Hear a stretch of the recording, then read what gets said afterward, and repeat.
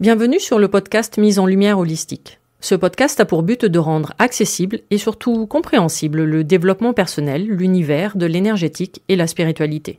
Mise en lumière holistique est là pour vous apporter des clés de compréhension dans votre cheminement intérieur spirituel. Des clés pour avancer, comprendre et œuvrer sur vous-même. Je suis Véronique Thorezin, coach, mentor et thérapeute holistique quantique. Et c'est la maladie, une sclérose en plaques, maladie neurologique dont je suis atteinte depuis plus de 15 ans, qui m'a permis de découvrir et plonger dans le monde énergétique il y a plus de 10 ans maintenant.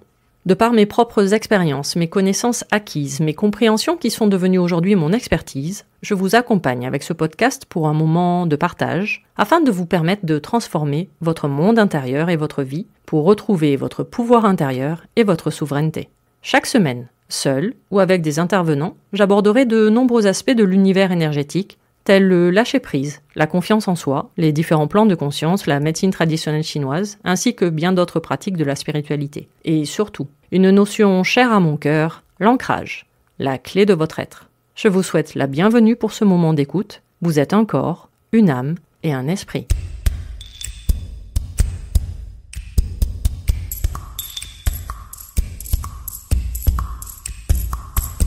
Bonjour et bienvenue dans le podcast Mise en lumière holistique.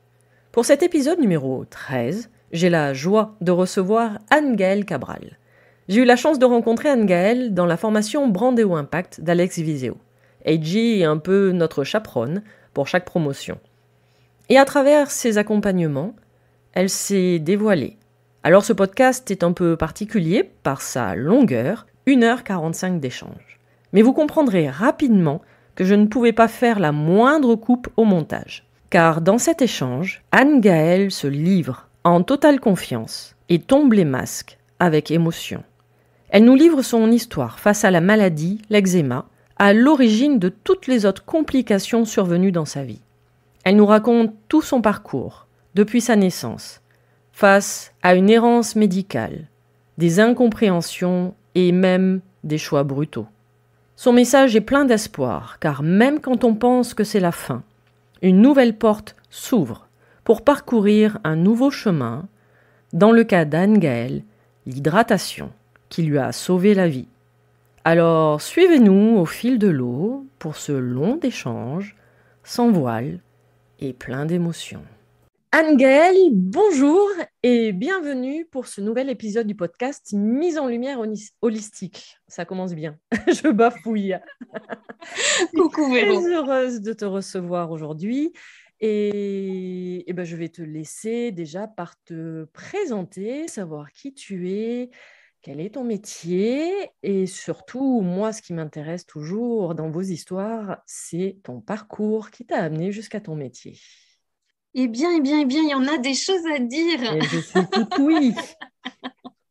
Donc, je m'appelle Anne-Gaëlle Cabral. Je suis coach de vie holistique spécialisée dans la découverte de soi basée sur l'hydratation et la métacognition. On va parler haut pendant... Ah oui, ah là là là. Moi, ça me va. Je suis un petit poisson, donc tout va bien. Ah là là, oui, non, carrément. Hydratation, mais par l'eau chaude. Oui, ça, c'est la grande nouveauté. Alors, pourquoi est-ce que je me suis spécialisée dans la découverte de soi? J'ai réalisé surtout que pour vivre sereinement et avec et dans le monde, il fallait que je comprenne qui je suis, ce que j'aime, ce que je n'aime pas, ce qui m'anime, ce qui me fait écho et ce qui me fait vibrer. Et de là, j'ai compris ce qu'il y a que quand j'ai compris ce qu'il y a au-dedans, je suis mieux préparée à accueillir ce qu'il y a au-dehors. Et j'ai choisi l'hydratation comme première base, mais vraiment toute première base d'accompagnement, parce qu'avec mon parcours, j'ai réalisé que je ne pouvais pas accompagner des personnes dans leur découverte de soi tant qu'elles n'étaient pas hydratées. Pourquoi ? Parce que la déshydratation amène l'hypersensibilité cellulaire. Donc, on sait qu'une cellule est majoritairement composée d'eau, évidemment. Pour fonctionner normalement, évidemment, si elle est en manque d'eau, elle est en stress vu qu'elle ne peut plus fonctionner correctement. Donc, c'est ce qu'on appelle... Oui. Pardon, le corps est composé à 70, voire 80%. Oui, c'est ça. Tout à fait. Et on a des milliards de cellules qui elles-mêmes sont composées, évidemment, majoritairement d'eau. Donc, une fois qu'elle manque un peu d'eau, c'est vraiment l'hypersensibilité cellulaire. Et avec ses conséquences. Forcément, ouais, sur tous les corps, donc corps physique, mental, émotionnel, énergétique.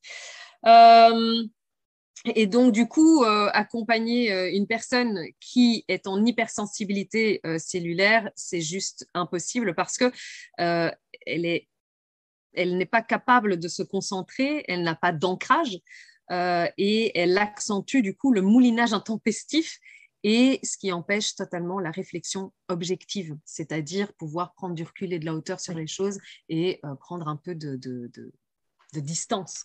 Parce que quand un corps est en mode survie, il n'y a pas vraiment de temps à autre chose que d'acter pour essayer de rester en vie.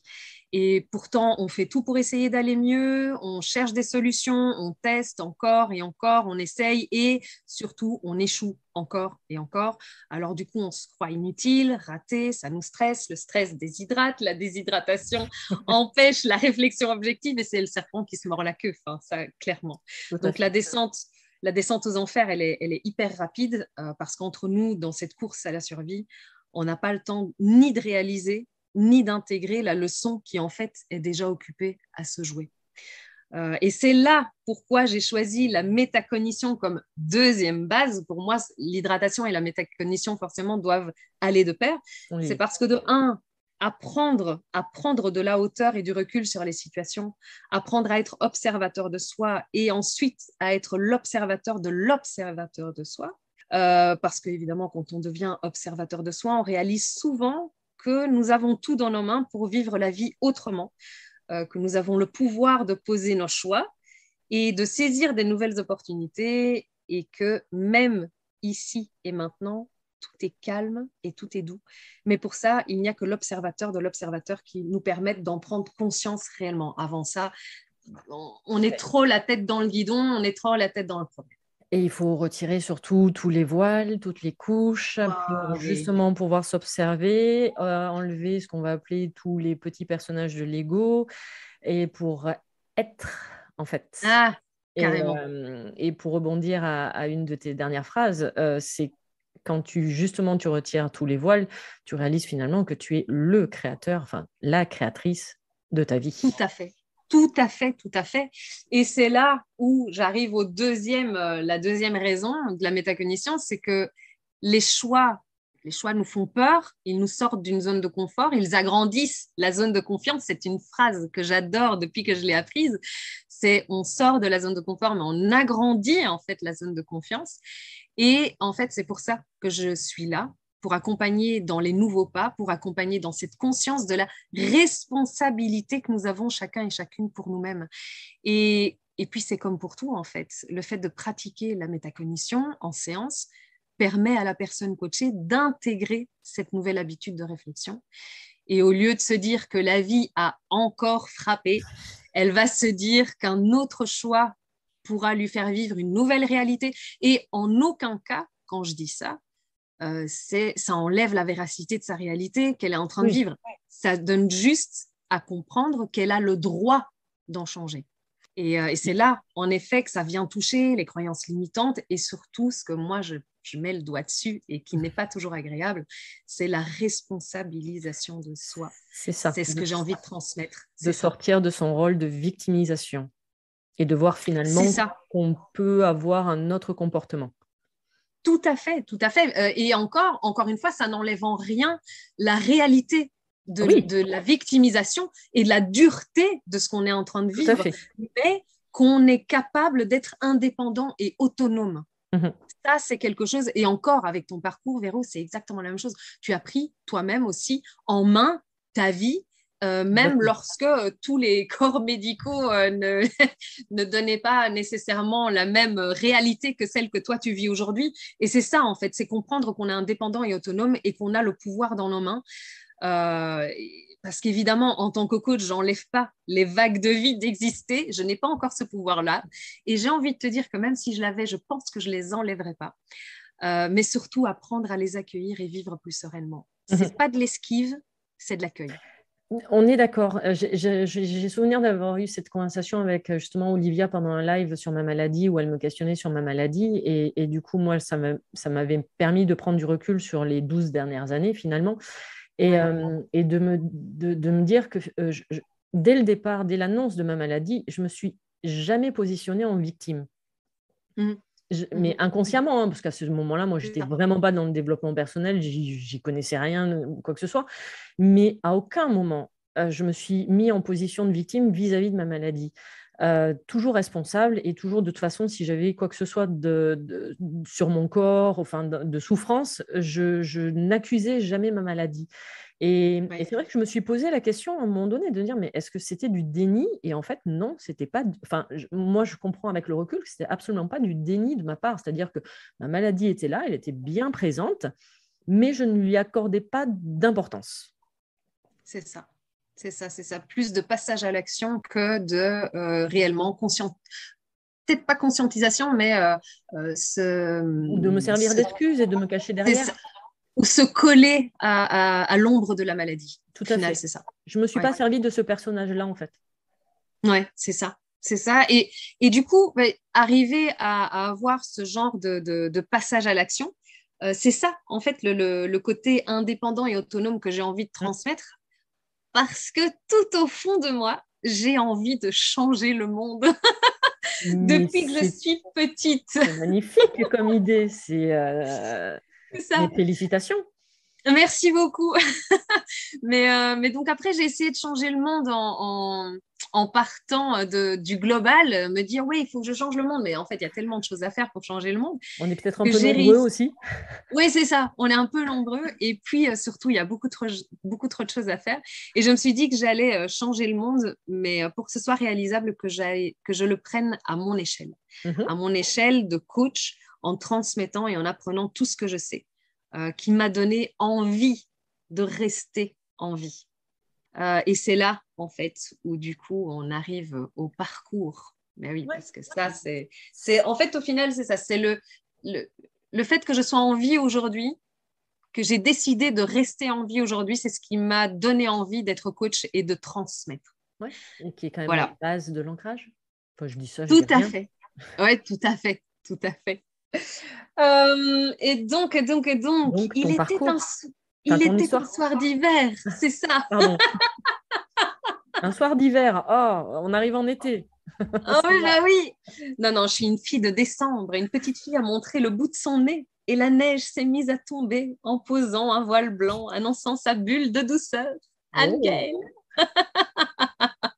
Ah ouais, la bulle de douceur. Pendant des années, j'y ai pas cru que j'étais douce et je l'ai appris il y a 2 ans. Donc, comme quoi, tout arrive. Non, mon parcours, en fait, dès ma naissance, ça a été compliqué. Et même un peu avant. Ma maman a failli me perdre. Elle a dû recevoir une injection pour me garder en vie. Donc déjà là, Donc déjà, la notion de survie, de vie et d'ancrage est arrivée à ce moment-là. Je reste bien ancrée dans le ventre de maman. On essaye en tout cas. On essaye vu que justement, elle a dû recevoir cette injection pour me permettre de rester. Et je suis née prématurée et avec des problèmes respiratoires. Okay. Donc là, pour le coup, je l'ai fait courte, si je peux me permettre. Les médecins ont surtout expliqué à mes parents qu'il fallait un pays chaud et sec. Et donc, soit il fallait qu'on déménage, on était en Belgique à ce moment-là, soit il fallait qu'on déménage en Amérique du Sud ou alors dans le sud de l'Europe. Et mon papa étant portugais, açoréen, on n'est pas parti aux Açores, mais on est parti au sud du Portugal, en Algarve. Et quand on est arrivé, la saison des pluies a commencé jusqu'à 10 ans plus tard, quand on a décidé de partir et de revenir en Belgique. Parce qu'il pleut dans le sud du Portugal? Ah, ben, il y a la saison, il y a aussi une saison des pluies, il y a des moments comme ça où il pleut pendant des années. Et je ne le savais pas encore, mais en fait, l'eau essayait déjà de rentrer dans ma vie par tous les moyens. Là, par ton monde extérieur, déjà. Ah ben si ça ne vient pas par l'intérieur, forcément, à un moment donné, ça vient par l'extérieur. C'est ça. Si tu ne comprends pas le signe, du coup, tu te le prends sur la tête. Carrément. Et donc voilà, donc pendant 10 ans où j'étais là-bas, j'étais malade tout le temps, essentiellement les maladies respiratoires et les quelques maladies d'enfants comme la scarlatine et tous ces trucs-là. Tout ce que je peux me choper, moi je chope. Enfin, je chopais à l'époque. Okay. Ouais, c'est ça. Et ça fait que du coup, malgré le fait d'être parti, soi-disant dans un pays au chaud, ça n'a pas eu d'impact sur tes voies respiratoires. Non, parce qu'il me fallait un pays sec. Mais il n'a pas de bol. Pas de bol. D'accord. Pourtant, Et l'idée donc en du arrivant... Portugal n'était pas si mauvaise que ça, il me semble, mais bon, bah. Oui, c'est ça, c'est ça. Mais peut-être l'Amérique du Sud aurait été mieux. Mais bon, enfin bref. Eh ben, Donc, s'il pleut au Portugal, cherchez pas, Anne-Gaëlle est dans le coin. oui, c'est ça. Bon, en Belgique, d'ailleurs, maintenant je suis en Belgique et il pleut, donc... Je ne ferai aucun commentaire sur la Belgique. Moi, je suis dans le sud de la France, donc Donc, j'arrive en Belgique 10 ans après. Bon, bah, toujours les maladies respiratoires. On va pas penser que les choses ont changé. Et les allergies ont commencé aux fruits, au chocolat, à certains légumes, au pollen, aux acariens, au nickel. Donc, en fait, ah j'avais oui, la totale. La spectre totale. très large, d'accord. C'est ça. Spectre tellement large. Bon, je voyais des spécialistes, des dermatos, des Mm. médecins, et mon cas était tel qu'en fait, il était présenté lors des meetings européens de dermatos. Donc, c'est les colloques, c'est Ah ça. oui, carrément, d'accord. Oui, c'est ça. Tu avais ta Et- petite notoriété. Oui, De la médaille de l'allergie. Prams. tout à fait. Ok. Et donc là, j'avais 12 13 ans et ils ont conclu que c'était le changement climatique. Donc, le changement climatique qui avait donné un stress au corps. Bah, Alors, c'est pas faux, hein. Tu as changé quand même le climat du Portugal pendant 10 ans, hein. c'est ça. C'était ça. Mais ils avaient raison. Ils avaient raison parce qu'en effet, il y avait un stress dû au changement climatique, mais surtout dû au changement de pays, parce que je ne voulais pas venir en Belgique à la base.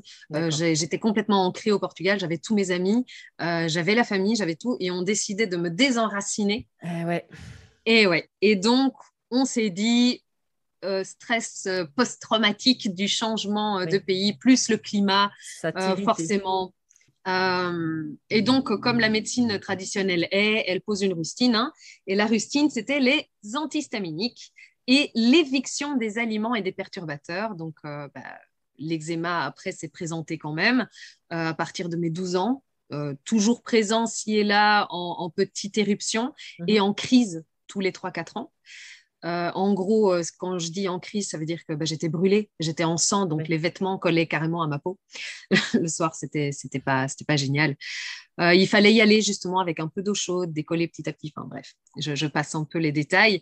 Et encore, je pense que le plus dur pour moi à l'époque, le plus dur à vivre, c'était pas de ressentir la douleur de mon corps, mais c'était surtout de ressentir la douleur de mes parents qui étaient impuissants. Parce que Impuissant. quand on est une petite de 12 ans et qu'on voit les parents nous regarder avec ce regard, j'aimerais tellement pouvoir faire quelque chose pour toi. Enfin, je ne suis pas maman, mais je n'ose pas imaginer ce que ça doit être pour un parent de voir son enfant souffrir sans Souffrir, oui. pouvoir rien faire, Mhm. juste le regarder souffrir. C'est hyper empathie et hyper sensibilité que j'avais. Là, en effet, comme on dit, la simple éraflure pour les autres, c'était une écorchure vive pour moi. Et j'étais en fait comme lacérée en lambeaux à chaque Oui. fois. Donc à cette époque-là, j'avais 12 ans, j'ai commencé à fumer. Et puis, ça me permettait de m'intégrer socialement. Donc, d'un, il fallait que je pense à autre chose. Quitte à ce que j'ai des problèmes de santé, bah, autant que ce soit pour une bonne raison. Hein, À la cigarette. bah oui, c'est ça. On fait tous des bêtises. Le feu par le feu, oui, c'est une très très bonne idée finalement. Tu Ah m'étonnes, oui, Lo. pour une pita, c'était génial. Ah, j'ai tout donné. Et donc, ouais, j'ai vécu comme ça un peu pendant toute ma scolarité. Je me suis marrée. On va pas se mentir, hein, j'étais très sociable, même si timide, très terriblement timide. Il fallait que je puisse m'intégrer socialement, m'adapter. Ça a été mon terme depuis que j'ai été désenracinée du Portugal. On me disait toujours, il faut que tu t'adaptes à l'école, il faut que tu t'adaptes à la vie, il faut que tu t'adaptes au pays, il faut que tu apprennes à lire et à écrire. Donc, j'ai eu 2 mois pour apprendre à lire et à écrire le Oui, français. parce que voilà, du coup, quand tu es partie au Portugal, tu étais toute petite. J'avais 1 an, Ah oui, donc du coup, tu as appris le portugais, c'est tu ça. écris, oral, et quand tu arrives en Belgique, tu passes au français, or tu parles pas français. Alors, je parlais français parce qu'on parlait à la maison, parce Avec que ma papa et maman maman. avait décidé, ouais. Et à l'école, j'apprenais le portugais, je parlais le portugais, Ok, mais je ne savais ni lire ni écrire. Donc, pour d'accord. moi, c'était comme des hiéroglyphes. Oui, ouais. Mais ça ressemblait pas à grand-chose. Et même en français, quand je parlais, je disais, oh, regarde tous les cheveux qui courent dans la prairie. Non, Anne-Gaëlle, chevaux. Chevaux, on dit.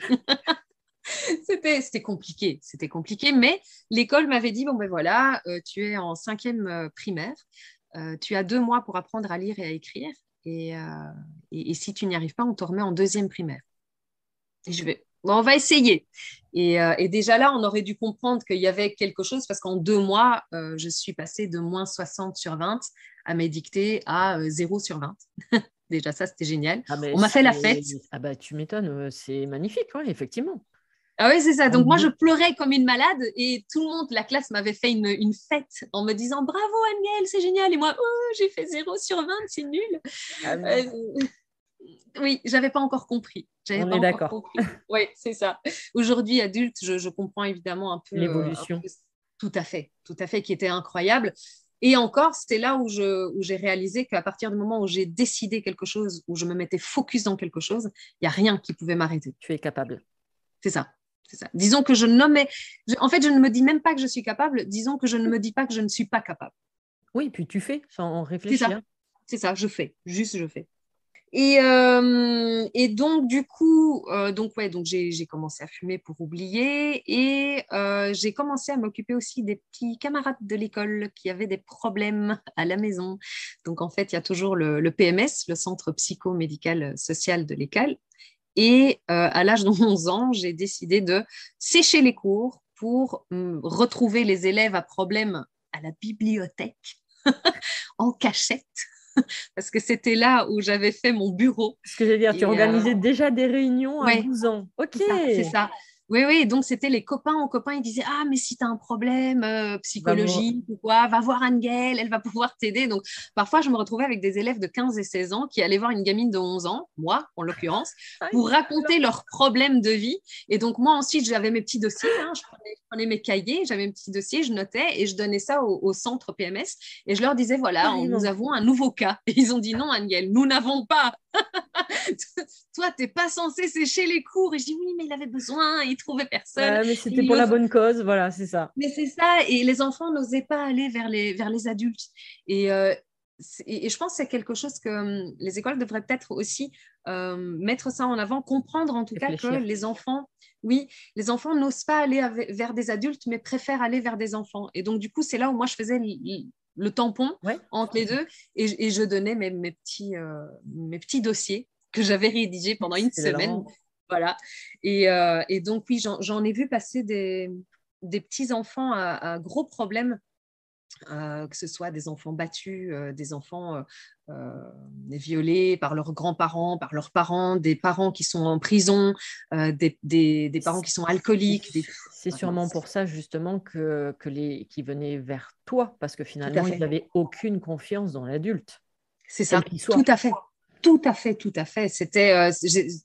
J'étais vraiment leur porte d'entrée et de sortie au final, parce qu'ils espéraient La que je sortie de secours. puisse justement passer le message à un adulte pour qu'il puisse être réellement pris en charge par une institution parce qu'ils ne savaient plus comment faire. Mais en même temps, ils n'avaient pas envie de demander directement aux adultes eux-mêmes. Oui, Donc voilà, je me suis amusée enfin amusée, oui, parce que moi, oui, on pour se moi, comprend. c'était déjà, Oui. oui, voilà, pendant 1 ou 2 ans. En tout cas, bon, bah, j'ai réussi cette année-là quand même, l'école. Et mes parents m'ont dit, bon, Anne-Gaëlle, tu sais, ce sont des histoires qui ne sont pas faites pour une jeune fille de 11 ans. C'est lourd. Et j'ai fait, oh, ça va, je gère, je gère. Parce que en vrai, moi, ça me permettait de ne pas penser à la douleur de mon corps physique et à tous les problèmes de santé que j'avais. Et en même temps, le fait d'aider quelqu'un, ça me nourrissait, Ça te ça me donnait nourrissait. de l'énergie et ça me disait, bon, voilà, je vais y arriver. Si j'arrive à trouver une solution pour les autres, je vais pouvoir trouver une solution pour moi. Mais le C'était message vraiment est, ça. ouais, enfin, ta pensée, je trouve ça très, très belle, quoi. C'était une très, très, alors, bonne idée avec le recul, pas forcément, mais parce que tu te mets du Voilà. coup en position du sauveur. Oui, tout à fait. Mais sincèrement, oui, c'est quand même un très beau geste de ta part. Oui, merci. Mais en effet, il y a ce côté sauveur et alors il y a aussi ce côté déni pour pouvoir survivre. Parce que le fait de penser à la douleur ou de voir l'eczéma, d'être tout le temps en conscience dessus, Ça te, euh, ça te ramenait à ton incarnation, à toi, quoi, finalement. tout à fait, tout le temps, tout le temps, tout le temps, en sachant très bien, entre guillemets, qu'il n'y avait pas de solution. Donc, il fallait que j'apprenne à vivre comme ça. D'accord. Donc, ça, c'était le message du corps Du corps médical. médical, oui, voilà. Ouais, il fallait que j'apprenne à vivre avec ça jusqu'à la fin de mes jours. Et, et donc, du coup, on arrive à mes 15 ans. J'ai toutes les maladies de peau étranges, bizarres, et qui n'arrivent jamais. Qu'on ne sait même pas poser un diagnostic dessus. Je pense qu'à un moment donné, ils essayent même plus de poser un diagnostic. Ils disent oui, c'est bon, c'est âgé, c'est normal. Et donc, pour les solutions, ça va de la crème hydratante aux huiles, mais à la crème, par exemple, au goudron. Parce qu'à l'époque, c'était une Ah, innovation. Donc, Véro, tu peux même pas imaginer tout ce ah. que mon corps a supporté comme crème, comme huile, comme médicament. C'était juste une époque dingue. Une époque Mais dingue. tu servais de cobaye? Euh, Oh, j'étais, tu j'ai- as dû servir de cobaye à un moment donné sans le mais savoir. oui, Mais, mais parce que personne, en fait, n'avait autant d'allergies sur autant de thèmes que moi. oui, mais Et n'oublie pas, donc, tu avais la médaille d'or pour les congrès quand même. Donc, du coup, oui, c'est ça. force à toi. Pour quelqu'un qui est dans le corps médical, ne pas avoir de solution scientifique, c'est pas possible. Ah oui, ça, on est bien d'accord. Et donc, du coup, puisque je suis la seule, ben, il fallait que je teste. Et Ok. moi, en tant que victime, et encore une fois, je n'enlève pas ce statut, je ne veux pas amoindrir ce statut, Mhm. mais j'avais besoin qu'on me sorte de là. Et donc, ben, forcément, tout ce qu'on me donnait, moi, j'allais l'essayer, hein. Et de Ouais, toute façon, mes parents, c'est pas qu'ils m'obligeaient, mais ils me disaient, écoute, Angel, imagine si ça fonctionne. voilà. Et puis, ils te voyaient souffrir. Et du coup, par effet qui se coule, eux souffraient également. Donc, Ben, tout à fait. tout le monde voulait sortir de ce cercle-là, quoi. Ah ben tout à fait, tout à fait. La force en tout cas que mes parents ont eue pour m'accompagner et bon ben mon frère aussi de m'accompagner là-dessus parce que lui pendant ce temps-là ben, il est plus vieux que moi mais du coup il a dû voir ça aussi et il a été un peu mis de côté pour que tout le monde au final puisse prendre soin de moi qui avait pas de solution. Et donc Oui, oui donc c'est dès qu'il y avait des nouveaux produits à tester, c'est ça, effectivement, on pensait à toi et du c'est coup, ça. voir ce que Oui. ça allait, comment tu allais réagir par rapport à tout ça. Oui, et ça allait même un peu plus loin, c'est que ma réaction allait du coup être un indice pour les crèmes concernant le taux d'allergie ou pas. Donc, si j'étais allergique aux crèmes anti-allergiques, ils savaient très bien qu'ils n'allaient pas pouvoir le donner à la Tu, population parce que ce n'était pas bon. tu étais donc le testeur bêta C'est de ça. toutes les crèmes, eczéma, allergie. Ok. Tout à fait. Tout à fait. Bon, après, j'en rigole évidemment, mais Maintenant, oui, avec le recul, avec tout ce que tu sais et toute Mais, mais, connaissance, mais, mais mais ouais. quand je regarde mon corps aujourd'hui, j'en suis émue parce que je me dis, OK, tu as ramassé tout ça, tu as fait, tu as tenu le coup. Et surtout, on va pas se cacher, je suis hyper fière de mon corps de le voir tel qu'il est aujourd'hui. J'ai encore des cicatrices, j'ai encore Mhm. des marques. Je suis très fière de les avoir. Je vois très bien mon parcours, d'où je viens. Et Mais ce qui fait que aussi maintenant, là où tu en es, c'est que tu as effectivement dans la matière, sur le corps, les cicatrices, mais tu tout n'as à plus fait. la souffrance qui est liée à ces cicatrices. Si, Tout encore à un peu? fait. Souffrance, non, je me souviens. Voilà. Je me souviens de ce que c'est. Et en fait, c'est pas une souffrance, c'est l'accueil de la culpabilité que j'ai eu autant d'années envers moi-même. Parce qu'aujourd'hui, je connais la solution, je sais pourquoi j'étais aussi malade. Et donc, je me dis, mais Anne-Gaëlle, avec les signes, avec les choses, pourquoi est-ce que tu n'y as jamais pensé à l'eau? Pourquoi? Et donc, ça a été tout un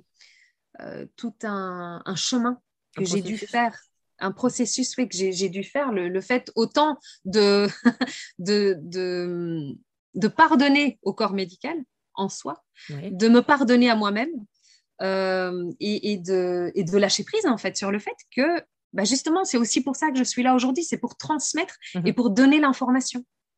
Voilà, parce qu'il n'y a que l'ignorance au final qui nous fait réellement souffrir. Tout à fait. Selon Et moi. également par rapport à ce que tu expliques, je pense que ça parlera à tous les thérapeutes qui nous écouteront. Et moi, ce que tu Oui, dis résonne totalement. C'est-à-dire que moi, je dis toujours, quand ça nous concerne, même si on est thérapeute, on est des diesels. Oh, tout à fait. Je suis vraiment toujours, moi, la Différent. dernière. Ah oui, oui, mais moi, la première, hein, je te dis, je suis la dernière à comprendre certaines choses sur moi, alors que c'est d'une évidence sur les autres, où ils n'ont Non, même c'est pas ça. besoin de parler, ils n'ont même pas besoin de bouger. Je sais de suite la problématique, Tout à fait. même par visio ou par téléphone, voilà. Et quand ça me concerne, je vais te donner un exemple. C'était l'année dernière ou il y a 2 ans, une fois par an, je vais voir l'ostéopathe et elle me dit, tu viens? Je dis, bah, je viens pour la révision des 45 000. Je dis en rigolant. Et à la fin de la séance, elle me dit, ça serait bien que tu travailles quand même un peu sur ton plexus solaire. Et là, je la regarde, j'éclate de rire. Je venais passer 3 mois, mais quasiment vraiment 3 mois, tout un trimestre, sur tous les patients que j'avais eu en soins à rétablir des plexus solaires. Oh, le Voilà. message. Et là, on va pas se cacher, quoi, je me suis retrouvée, mais alors vraiment bête, quoi. Et j'ai dit, ouais, mais on est vraiment des diesels, C'est ça. c'est-à-dire que tu vas tout voir sur les autres, mais alors quand ça te concerne, mais c'est même pas faire l'autruche, hein, c'est-à-dire que tu penses pas, quoi. Et c'est à force, et tu as un message, 2 messages, 3 messages, 4 messages, 5 messages, tu as même, allez, au cas où, l'oiseau qui vient t'envoyer le message parce qu'il est coincé dans C'est la, ça. dans la cuisine, tu as tous les messages, mais et c'est à un moment donné, tu fais mais c'est peut-être à moi finalement. Ah ouais, ok. Mais c'est vraiment ça, c'est vraiment ça. Comment dire. Et donc, Bah écoute, oui, 15 ans, 15 ans, 20 ans, 20 ans, on va pas se mentir, hein, avec tous ces messages, etc. Moi, je suis complètement hypersensible à ce moment-là. Hypersensible aux autres. Donc, c'est-à-dire que je ressens, mais en douleur, tout ce que les autres ressentent. Mais je deviens par contre complètement insensible à moi-même. oui, bah, tu t'es créé une armure.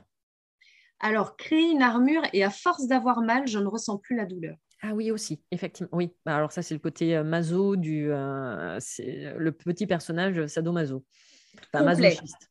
Ah, tout à fait. Mais donc, après, c'est une libération. 20 ans, c'est une libération parce que, OK, j'ai de l'eczéma. OK, ça saigne. C'est pas grave. J'ai pas mal. Et donc, ça c'est une libération parce que du coup, ça va me permettre de vivre. Parce que pendant ce temps-là, les activités, c'est compliqué. Le sport, c'est compliqué. Tout est compliqué. Le regard Parler des avec autres? des gens. Oui, je mettais des pulls Ok, bah oui. en plein été. J'étais avec mon pull péruvien. T'as chaud? Non, tranquille.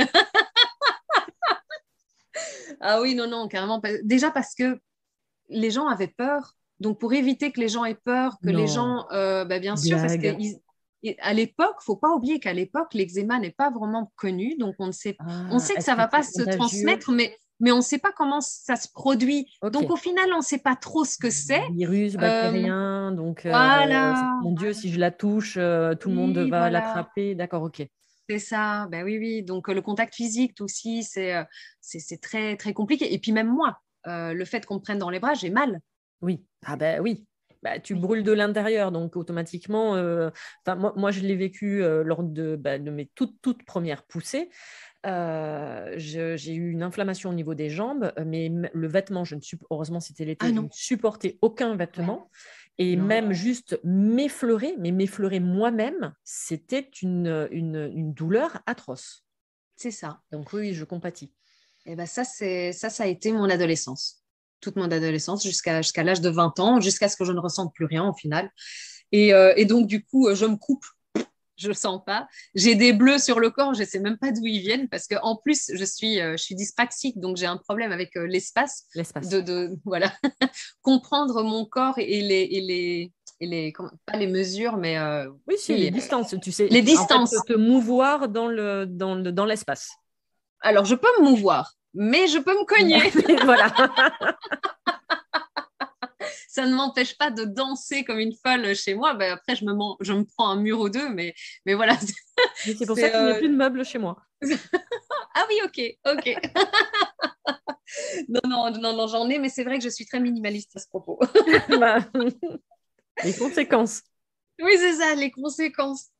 Donc, du coup, à l'âge de 20 ans, les crises, elles vont s'espacer. Là, par contre, c'est bien, vu que je ressens moins, je pense qu'il y a moins de stress à avoir peur d'avoir mal. Donc, elles Et vont s'espacer de couper 5 de ans, ça. plus ou Ouais. moins.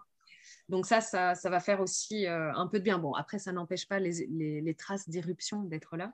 Mhm. Mais, euh, mais encore une fois, comme on sait que le stress intensifie le bazar, bon, ben, voilà, ça aide.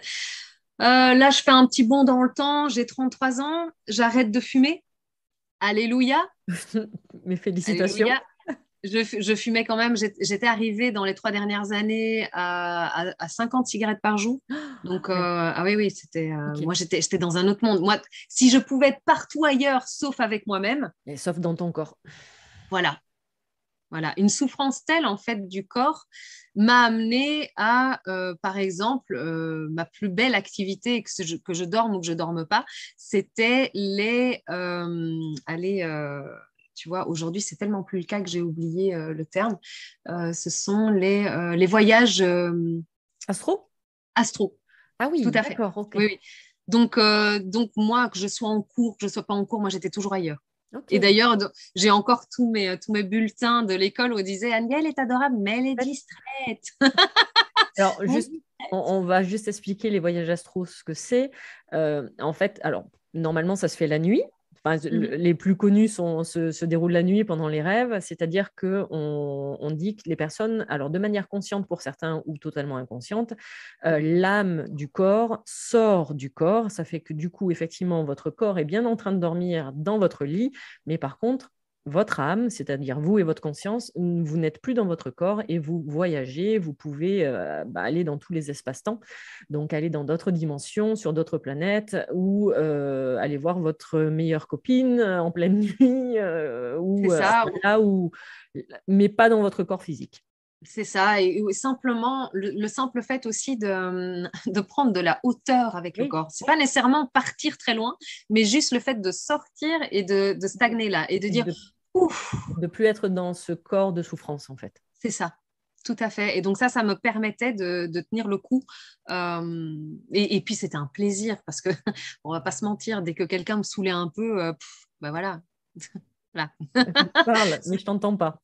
Mais c'est ça, non. Allô, allô, je passe sous un tunnel. Ou plutôt au-dessus du tunnel. Oui, là oui, effectivement. Oh là là, donc à 33 ans, ben donc j'arrête de fumer et je deviens asthmatique.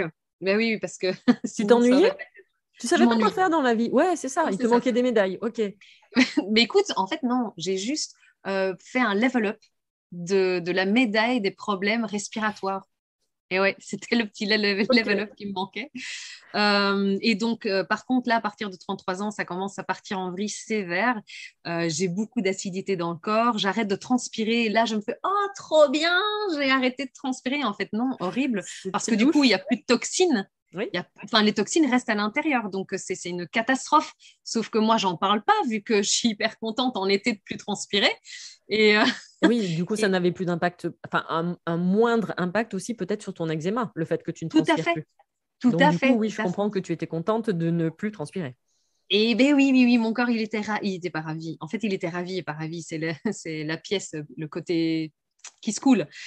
À l'âge de 35 ans, ça sort de nulle part. Je perds l'usage de mes jambes pendant un mois et ça va se produire un mois sur 2 années. Donc, un mois, une Ok. année, puis un mois l'autre année. Et là encore, le corps médical va me dire, oh, bah, c'est parti comme c'est venu, c'est pas très grave, faut pas chercher à comprendre, c'est le stress. Et en fait, non, non, en fait, aujourd'hui, on comprend que c'était un manque de magnésium par manque d'hydratation, totalement déshydratation sévère. Donc, j'étais en pleine adrénaline, cortisol. Et le cortisol bouffe le magnésium et donc en fait mon corps il n'avait plus rien. Donc depuis que j'étais née, j'étais sous stress, sous adrénaline et j'ai vécu une vie d'adrénaline. Donc à un moment donné, le corps Et voilà, puis il dit allô, en allô, énergétique, enfin, tu rentres, tu coches toutes les cases, quoi. toutes, toutes. Ah non non, ça a été vraiment là à partir de 33 ans, c'était le vrillage total. Est-ce que, Euh, question, est-ce que la cigarette aurait pu masquer, par exemple, ton asthme? Oui, à ce qui paraît, alors moi D'accord. je n'y connais pas plus, à ce qui paraît, le goudron fige le tout et donc oblige les petites alvéoles à rester ouvertes. Ok. Tandis qu'une fois qu'on arrête de fumer, on tousse tout ce goudron et tout ça, tout s'en va et donc elles reprennent forme, mais sauf que l'asthme, c'est le mucus en fait qui se met à l'intérieur voilà, j'ai pas les Les mots bronches, maintenant, oui, oui. des bronches, voilà. Mais il est tellement visqueux qu'il ne permet plus à l'air de passer. Mais sauf que le mucus, en fait, il est là pour hydrater. Oui, Sauf que- voilà ce que Mais je veux oui, dire. Et toi, comme tu n'avais pas d'eau, donc c'était absolument pas hydraté. j'étais pas hydratée. Donc le poumon, en fait, quand il fait de l'asthme, c'est juste qu'il essaye de s'auto-hydrater. Mais à partir du moment où j'ai commencé à boire de l'eau chaude, et ça, je le dirai après, mais en un mois, l'asthme, elle est partie. Les médicaments sont arrêtés. J'avais 8 Oui, puffs par jour. parce que tu J'ai tout arrêté. hydraté. Oui, oui, tout à fait. C'est ça, c'est Ok. ça. Mais donc, pour revenir un peu en arrière, à l'âge de 36 ans, donc là, je commence à appeler les urgences 1 à 2 fois par mois parce que je fais des hyperventilations, des crises de panique, de manque de respiration, et je finis par me faire engueuler par les urgences parce que ils me disent t'as qu'à aller voir un psy, te faire interner, mais arrête de nous emmerder, quoi. Waouh. Donc là aussi, tu te fais Ah, complètement. c'est violent. Ah oui, oui. C'est hyper violent. Alors moi, le corps médical, franchement, aujourd'hui, je suis en paix, mais ça a été très violent. Les 37 ans, je chope une gastro. Et là, c'est la descente aux enfers. Parce que mes intestins étaient complètement secs, donc avec une gastro dedans. Elle va durer 2 ans, la gastro. Ce que j'allais dire, ça doit être assez particulier comme effet. Parce que du coup, tu as Oui, des effets qui sont totalement à l'opposé, quoi. tout à fait. Et donc là, comme on n'a toujours pas compris que c'était un problème de déshydratation, tout ça, on va dire que c'est le syndrome du côlon irritable. Voilà. Et donc, de là, on me dira que c'est le stress. Donc, vu que c'est le stress, moi, je me mets à faire des formations, Reiki, sonothérapie. Je passe un test de QI, je comprends que je suis à haut potentiel émotionnel. Du coup, j'écris un livre qui devient un thriller parce qu'en fait, j'ai vomi tous les mots. Et ça devient un thriller. J'avais tellement de haine à l'intérieur de moi, visiblement, qui explique l'importance de l'accueil des émotions. Mais cela dit, tout ça ne m'aide pas visiblement à enlever le stress de mon corps. À 38 ans, je commence en plus de la gastro à refaire des eczémas sur tout le corps. Disons que la simple brise du chauffage me brûle la peau et les yeux cette fois. Donc j'ai des œdèmes sur œdèmes. Eh oui, parce que Donc tu ne voulais toujours pas voir ce qui t'arrivait. je suis ravie que tu le poses. Je- Et donc, du coup, en fait, je ne peux plus sortir de chez moi. Donc, je ne peux pas prendre la voiture parce que il y a de l'airco ou il y a de l'air Mm. simplement. Donc, c'est compliqué dans une voiture de faire en sorte qu'il n'y ait pas une petite brise d'air. Je ne peux plus sortir dehors parce que le moindre vent, bon, ben voilà. Les trains, pareil, il y a le chauffage ou il y a l'airco. Et au boulot, pareil, il y avait le chauffage ou l'airco. Donc, moi, je sortais 12 heures. Je savais très bien que le lendemain, j'avais des œdèmes aux yeux et un corps brûlé. Ouais. Donc, Donc, tu donc faisais la là, ça. prévention en te disant je reste tranquillement à la maison. Oui, ce qui veut dire que du coup, tu peux plus travailler parce qu'à l'époque, il n'y avait pas encore le télétravail. Mm. Donc, je commence à être totale solitude. Là, ça commence à devenir très compliqué. Et le 6 février, Parce que ça ne l'était pas avant, donc. mais écoute, là c'est le coup près qui tombe. Le 6 février 2020, on m'annonce donc que la preuve est irréfutable, c'est le stress, qui est la cause de tout. Mais en même temps, Et on est d'accord que stress, c'est tellement vaste comme ah mot. oui, oui, ah oui, oui, non, non, mais Bah, oui, oui. tu sais, c'est un peu comme à l'époque quand on te disait non, mais c'est psychosomatique. Ouais, C'est ça. enfin, Mais un fourre-tout, quoi. oui, c'est ça. En Ok. vrai, c'est psychosomatique. Oui, En oui, vrai, mais c'est le stress. on est bien d'accord. Mais le Mais stress, il d'où vient. vient le stress? Voilà, on est d'accord. Exactement. Ça, c'est ça. Et en fait, non. En fait, on m'avait proposé l'immunosuppression pour que mon corps arrête de surréagir. Je dis, mais les gars, une petite question. Si mon corps réagit, c'est qu'a priori, il y a une raison. S'il surréagit, c'est qu'il y a une raison. Mais si j'arrête de faire en sorte qu'il surréagisse, le risque va être que je vais choper quelque chose d'encore plus grave. C'est ce que Enfin, j'allais dire. C'est-à-dire que c'est une bombe à retardement. exact. Et donc, du coup, je refuse. Et là, on me dit, et ça, c'est le coup pré final, on me dit, bah alors, tu n'as qu'une solution, il faut que tu t'internes en hôpital psychiatrique. Et j'ai Ah dit, mais ouais. ok, est-ce que je suis folle? Parce que si je suis folle, alors j'entre, pas de souci, moi je me laisse faire. Moi je suis docile, hein. Si tu me dis que j'ai besoin d'un truc, j'y vais, hein. Et ils me disent, étonnamment non, étonnamment Merci, non, c'est gentil. mais c'est le seul endroit où on va pouvoir te donner plus de médicaments. Parce que donc à la base, j'avais Oh, donc la d'accord. cortisone en crème pour mon visage parce que mon visage était Oui, brûlé. On ne peut pas mettre de cortisone sur le visage, mais c'était la seule solution. en cachet. Euh, de la crème pour mon corps, pour mon crâne, et je prenais 32 mg de Medrol, donc qui est pure cortisone, Oui. pour enlever l'eczéma du corps. Sauf que dès que je l'arrêtais, l'eczéma revenait. évidemment. Automatiquement, puisque le médicament ne va être là que pour dire à ton cerveau, tu n'as plus mal, c'est tout. Enfin, c'est un peu comme Et le cachet de encore, Doliprane, quoi, c'est pareil. c'est ça, il empêche l'eczéma de sortir. Donc, à partir du moment où on arrête de le prendre, sans rien changer dans les habitudes de vie, Bah eh oui, ben, le corps, il explose. tout à Donc, à fait. chaque fois que j'arrête le médicament, l'explosion est pire. Oui, c'est-à-dire que tu l'as ralenti, mais intérieurement, ça continue à bouillonner et que justement, dès qu'il a une porte de sortie, eh ben, il va sortir. Mais il va C'est ça, sortir 2 fois, 3 fois, 4 fois plus violent. c'est ça.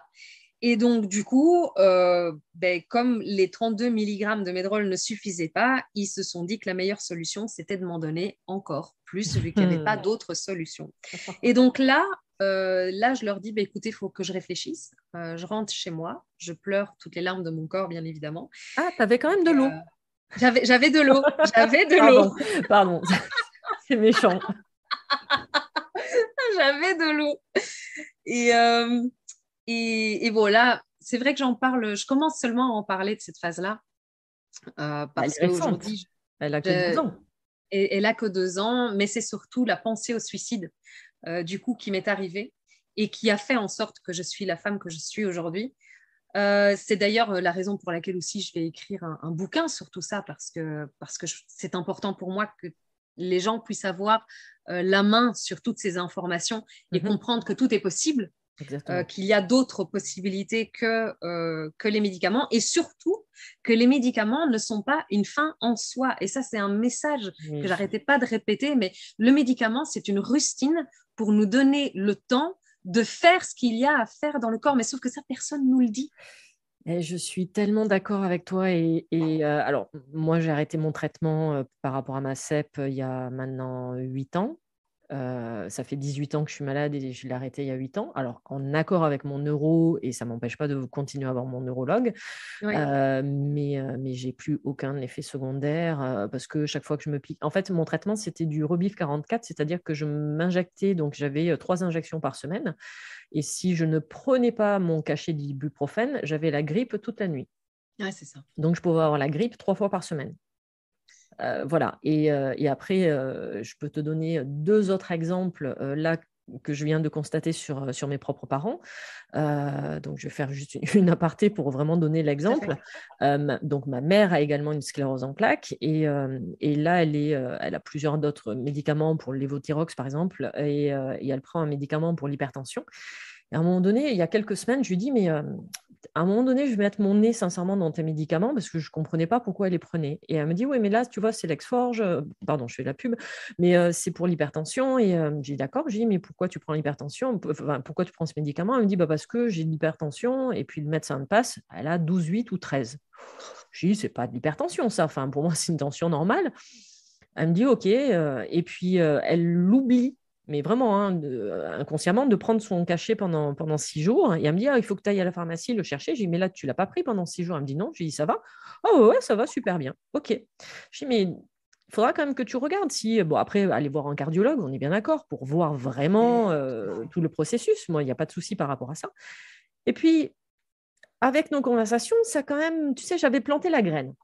Et un Mhm. jour, je la vois à table et elle me dit, tiens, regarde les papiers, tu sais, les indications et contre-indications qu'il y avait avec les cachets.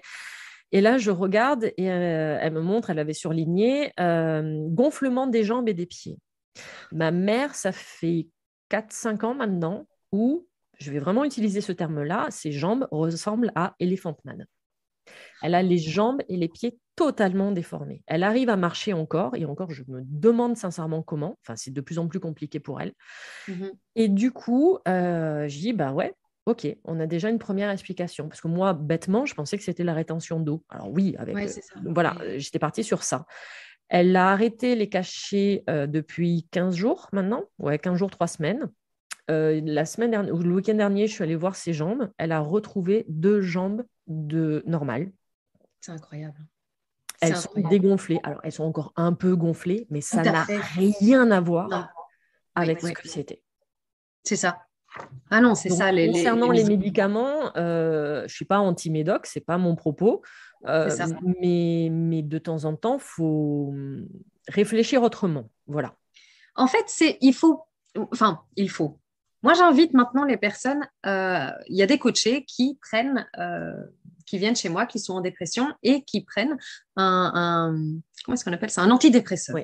Je ne suis pas contre les antidépresseurs, mais on prend un antidépresseur et à côté, on fait l'introspection, on va voir ce qui nous fait mal, on fait en fait tout ce qu'il faut pour faire le travail, pour s'accompagner nous-mêmes vers ce qui nous donnera un mieux-être, si je peux utiliser ces termes-là, même si ça fait fort, développement personnel, bien-être, mieux-être, tout ça, mais qui nous fait du bien. En tout cas, pouvoir retrouver une ligne de vie qui nous fasse du bien. Et ensuite, lorsque nous sommes prêts, nous sommes de nouveau ancrés et stables en équilibre, eh ben, on lâche les antidépresseurs. Merci beaucoup pour l'aide. Et puis, salut, quoi. Ça a servi de béquille et cette béquille est totalement nécessaire. C'est ça. Et moi, pour moi, la médecine traditionnelle, c'est ça.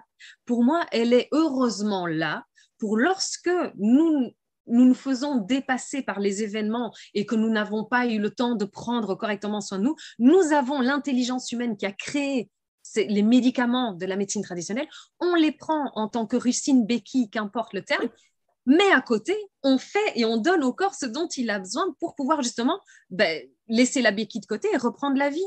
En fait, c'est ça. Et ce petit détail, j'ai l'impression qu'on l'a oublié parce qu'on a mis dans la tête des gens, écoutez les gars, bossez, pensez pas à votre santé et le corps médical, la médecine traditionnelle, elle est là pour s'occuper de votre pensée, donc vous allez chez le médecin que quand vous êtes malade. Métro, boulot, dodo. Voilà, c'est ça, parce qu'on a besoin de votre concentration au taf et surtout ne pensez pas à vous, nous on pensera à vous. Et en fait, c'est là où la déconnexion totale, elle s'est faite avec les gens. Et les gens, ils ne comprennent pas. Et c'est l'énorme différence qu'il y a justement entre les médecines occidentales et les médecines asiatiques qui sont dites préventives. Alors, il y en a même en France comme la naturopathie qui sont de la santé naturelle et des médecines préventives. Mais c'est ça l'énorme différence. Et moi, au départ, quand je me suis installée comme acupunctrice par rapport à la médecine traditionnelle chinoise, on me disait, mais ça sert à quoi? En fait, ça sert à ce que tu ne tombes pas malade. C'est ça. C'est ça, en fait. Ce sont les tips au quotidien. C'est une culture, c'est une manière de vivre, c'est un respect de soi, en fait. C'est une conscience et un respect de soi. Et le respect de soi, c'est pas quelque chose qui demande énormément d'efforts à partir du moment où on comprend et on a l'info. Sauf que quand on est ignorant, on ne peut pas le savoir. Et c'est ça, en fait, qui est difficile. C'est que les gens, à force de déconnexion, au fur et à mesure Parce que, avant, il y a comment est-ce qu'on appelle ça? Nos parents et nos grands-parents, bref, ils ont eu une vie. Ils n'avaient pas le temps, en fait, de penser eux-mêmes. Parce qu'il y avait la guerre, il y avait la dictature, il y avait d'autres problèmes. Nous, aujourd'hui, nous sommes une génération, par contre, qui avons la possibilité, en tout cas, d'avoir ici ce temps-là. et maintenant, d'avoir ce temps-là et d'avoir les podcasts, d'avoir toute l'information sur Internet et accessible. À disposition en un clic. Après, par rapport à ce que tu disais, par rapport aux parents et aux grands-parents, même s'ils n'avaient pas ce temps-là ou ces connaissances-là, il y avait quand même des connaissances, je trouve, si tu veux. Ah oui, tout à fait. Voilà, c'est-à-dire qu'ils savaient quand même prendre soin d'eux, ils ne prenaient pas forcément le temps, mais par la nourriture, par la manière de manger, par même... Alors, moi, surtout, je le vois dans le sud de la France, par exemple, moi, j'habite un vieux corps de ferme, il est positionné, mais par rapport aux directions. Par rapport au vent, par rapport au soleil. Donc, tu vois, il réfléchissait à tout ça, en fait, mais de manière peut-être inconsciente, ça, j'en ai aucune idée, mais tu vois, il le faisait d'une autre manière. La tradition, c'était ça. Oui, ça c'était la médecine de la tradition. Ils ne réfléchissaient pas à. Mais du coup, ils avaient des clés. C'est ça, ils avaient des clés, mais ils ne faisaient pas d'introspection. Ce qui veut dire qu'en effet, pour tout ce qui était matériel, physique, nourriture, on ne va pas se mentir, les recettes de grand-mère, c'est extraordinaire. Les meilleures. Mais à l'intérieur, l'introspection. Ça, on l'a ramassé avec l'éducation, avec les croyances limitantes, avec tout ça. Et donc, plus la déconnexion et plus dire oui, mais écoute, tu n'as pas le temps de ça, il faut travailler, il faut avoir une maison, il faut avoir ci, il faut avoir là, il faut réussir dans la vie. Ça, c'est extraordinaire. Parce que attention, il y a une ligne. Si tu suis pas cette ligne, tu rates ta vie. Non, les gars, non. La vie, on l'a déjà réussi, on est en vie. Oui. On est en vie, c'est ça. Enfin, pour moi, en tout cas, évidemment, ce que je partage aujourd'hui, c'est mon angle de vue sur les choses. Hein. C'est pas la vérité. Hein. On se comprend bien. Je sais bien que tu comprends. Que je ne te contredirai absolument pas dans tout ce que tu es en train de dire, je confirme. C'est vraiment ça. Mais donc, du coup, ce 6 février, ça a été la deuxième fois de ma vie, parce que la première fois, c'était quand j'étais arrivée en Belgique et que le tout a commencé. Bon, là, j'avais pensé au suicide, mais j'étais encore une petite, on va dire. J'avais pas réellement le pouvoir, parce que quand on est gamin, on se dit non, mais il faut demander à papa et maman, tu vois. Oui. Donc, tu n'oses pas vraiment faire les choses, tandis que là j'ai 38 ans. Je suis une adulte. Je viens de recevoir donc le message que je dois être internée en hôpital psychiatrique, parce qu'il faut bien que je comprenne et que j'accepte que je vais devoir apprendre à vivre comme ça jusqu'à la fin de mes jours. Mhm. Là, en fait, je me rends compte que j'ai le pouvoir total de m'exécuter, vraiment dans tous les sens du terme. Et donc, parce que j'étais complètement bousillée physiquement, mentalement, énergétiquement et émotionnellement. Et donc, en fait, oui. Pardon, peut-être que le message était justement, il serait temps que tu te poses aussi et que Non, pour commencer à réfléchir. Non, tu l'as pas perçu comme ça. non. Ce que j'ai perçu et ce que je vois d'ailleurs avec mes coachés, c'est qu'on est prêt à boire de l'eau qu'à partir du moment où on est au pied du mur et qu'on n'a aucune autre solution que de boire de l'eau. D'accord. Boire de l'eau est venu, en fait, c'est un acte de rébellion totale et c'est d'ailleurs pour cette raison que c'est très difficile de faire boire de l'eau aux gens. Pourquoi? Parce qu'elle permet de reprendre le pouvoir total de son corps, elle permet de se régénérer totalement, elle permet du coup une conscience de soi. Il y a tous des messages qui viennent dans la vie et qui nous ramènent à ici et maintenant. On se rend compte évidemment de la régénérescence du corps total, donc ça fait penser, et ça vient enlever l'adrénaline et le cortisol, ce qui veut dire que j'ai vécu à l'âge de 38 ans j'ai appris à me connaître. J'ai refait connaissance avec Anne-Gaëlle parce que j'ai découvert une Anne-Gaëlle que j'ai jamais connue. Sans adrénaline et sans cortisol, moi, je connaissais pas cette fille. Ben oui, parce que tu étais comme ça dans cet état-là depuis tes 1 an finalement. Depuis ma naissance. Pas depuis, ta naissance, puisque les problèmes respiratoires étaient depuis ta naissance. C'est ça. Et donc pendant que... Ouais, je le dis comme ça, mais c'est vraiment un sujet touchy parce que je sais que ça touche énormément de monde. Mais donc, à 38 ans, je décide que je m'arrête, que j'ai tout fait, que j'ai tout essayé et que cette vie-là, en fait, j'en veux pas. C'est bien gentil de me proposer ça. Donc, je suis au pied du mur et j'ai un choix à faire. Soit je continue, je me fais interner, soit j'arrête là. Et donc, je décide d'arrêter là et donc, je cherche sur le net comment faire des nœuds qui tiennent assez bien et lâchent pas sous un poids de 50 kilos. Dit comme ça, c'est un peu rude, okay. mais voilà, c'est la vérité. J'étais à ce moment-là, c'était vraiment le 6 février, c'est vraiment la bascule de ma vie. Et c'est pour ça la différence avec quand j'étais gamine, c'est que là, encore une fois, je suis adulte et je sais que j'ai le pouvoir sur ma vie. Tu as ta propre autorisation. C'est ça, j'avais plus besoin d'autorisation. Tu te l'accordes. Mais d'un autre côté, c'est un peu embêtant parce que je me dis, mais qui va me trouver? Comment est-ce que je peux faire les choses? Est-ce que je vais faire un message en amont ou quoi? Enfin bref. Et donc, j'ai des amis qui vivent ici, pas loin de moi. Je m'étais dit, tiens, j'irai poster une lettre pour leur dire, ne rentrez pas dans la maison, appelez les urgences, enfin voilà, les pompiers, n'importe quoi, les ambulances, et qu'on vienne me chercher, sachez que ça a été fait. Voilà. Je m'étais dit, c'est la meilleure manière pour moi, parce que se couper les veines, on peut toujours décider d'arrêter, mais une fois qu'on a lâché le tabouret, on ne peut pas revenir en arrière. Et ça, je me suis dit, voilà, au moins, je vais jusqu'au bout. Donc, ça a été le moment, le plus grand accueil au final de ma vie. Et j'étais même pas triste parce que la perspective de vie dans cet état-là, c'était juste no way. Et puis, il faut savoir autre chose. Et c'est dit avec beaucoup de bienveillance et beaucoup d'amour, mais il faut aussi faire face, quand on est victime, à 2 fameuses phrases. Mais qu'est-ce que tu comptes faire? C'est-à-dire, la personne qui te lance cette phrase alors que tu viens de lui exposer ta difficulté, elle te dit mais qu'est-ce que tu comptes faire? Donc en gros, sache que tu es toute seule parce que moi je ne vais pas t'aider. Voilà, donc ça te renvoie à ta solitude incroyable. Et alors, la deuxième, Oh, mais je sais que tu vas finir par rebondir, tu as l'énergie suffisante. Et là, en fait, j'ai juste envie de te dire, non, non, en fait, je rebondis pas. Je rebondis pas. C'est juste que tu es en train de me dire que je suis toute seule et tu viens juste de me confirmer que je vais rester seule. Et donc, avec ces deux phrases, ça tue une personne à petit feu, ça m'a tué, en fait, à petit feu. Alors, encore une fois, c'est dit avec beaucoup de bienveillance parce que on passe au final notre temps à filer notre énergie, à rassurer notre entourage. Et quand je parle d'entourage, je parle aussi des médecins qui me demandaient, Oui, mais tout à qu'est-ce que fait. vous comptez faire, hein? Parce que c'était pas que la famille et les amis. Quand un médecin te dit, écoute, moi je peux plus t'aider, mais qu'est-ce que tu comptes faire? Ben, j'étais complètement désemparée. Donc encore une fois, voilà pourquoi j'étais au pied du mur. Et les gens attendent juste que la personne qui est au pied du mur te dise non, non, mais ça va aller, hein, je vais gérer, histoire que eux soient rassurés. Oui. Et en vrai, on n'a même pas l'énergie d'avoir envie de se réveiller le lendemain matin.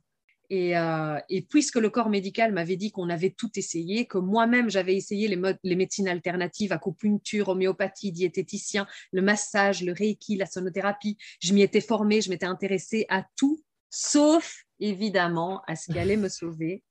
Et pendant donc que je fais mes recherches sur ce nœud qui va tenir mon corps, une pub passe, tu sais, Oui, ouais, les spams ou enfin les trucs qui c'est ça, apparaissent. le fameux spam. Alors aujourd'hui, je ne dis plus de mal des spams.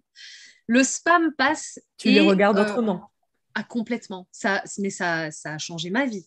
Ça m'a gardé en vie. Parce qu'il y a une pub sur la médecine ayurvédique qui est passée, l'Inde. Et j'ai fait, oh, je vais partir en Inde. J'appelle mes parents, je dis, bon, les gars, je dois être internée, mais avant d'être internée, oui, parce que du coup, je ne vais pas leur parler du suicide. Enfin, non, si je leur dis ça, ils vont débarquer. Non, non. Papa, tu Je peux dis, bon, bah, m'acheter la corde? c'est ça. Donc, du coup, j'ai dit, bah, je pars en Inde. Et ils m'ont dit, quoi? Mais non, non, tu pars pas en Inde. Mais c'est quoi ta blague? Il fait, non, non, regarde, sur Bruxelles, il doit sûrement y avoir des médecins. Et je dis, oui, c'est vrai, ils ont raison. On va peut-être pas partir jusqu'en Inde.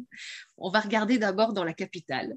Et, euh, et donc, du coup, je commence à pleurer parce que je me dis, et zut, je ne suis pas encore sortie de là.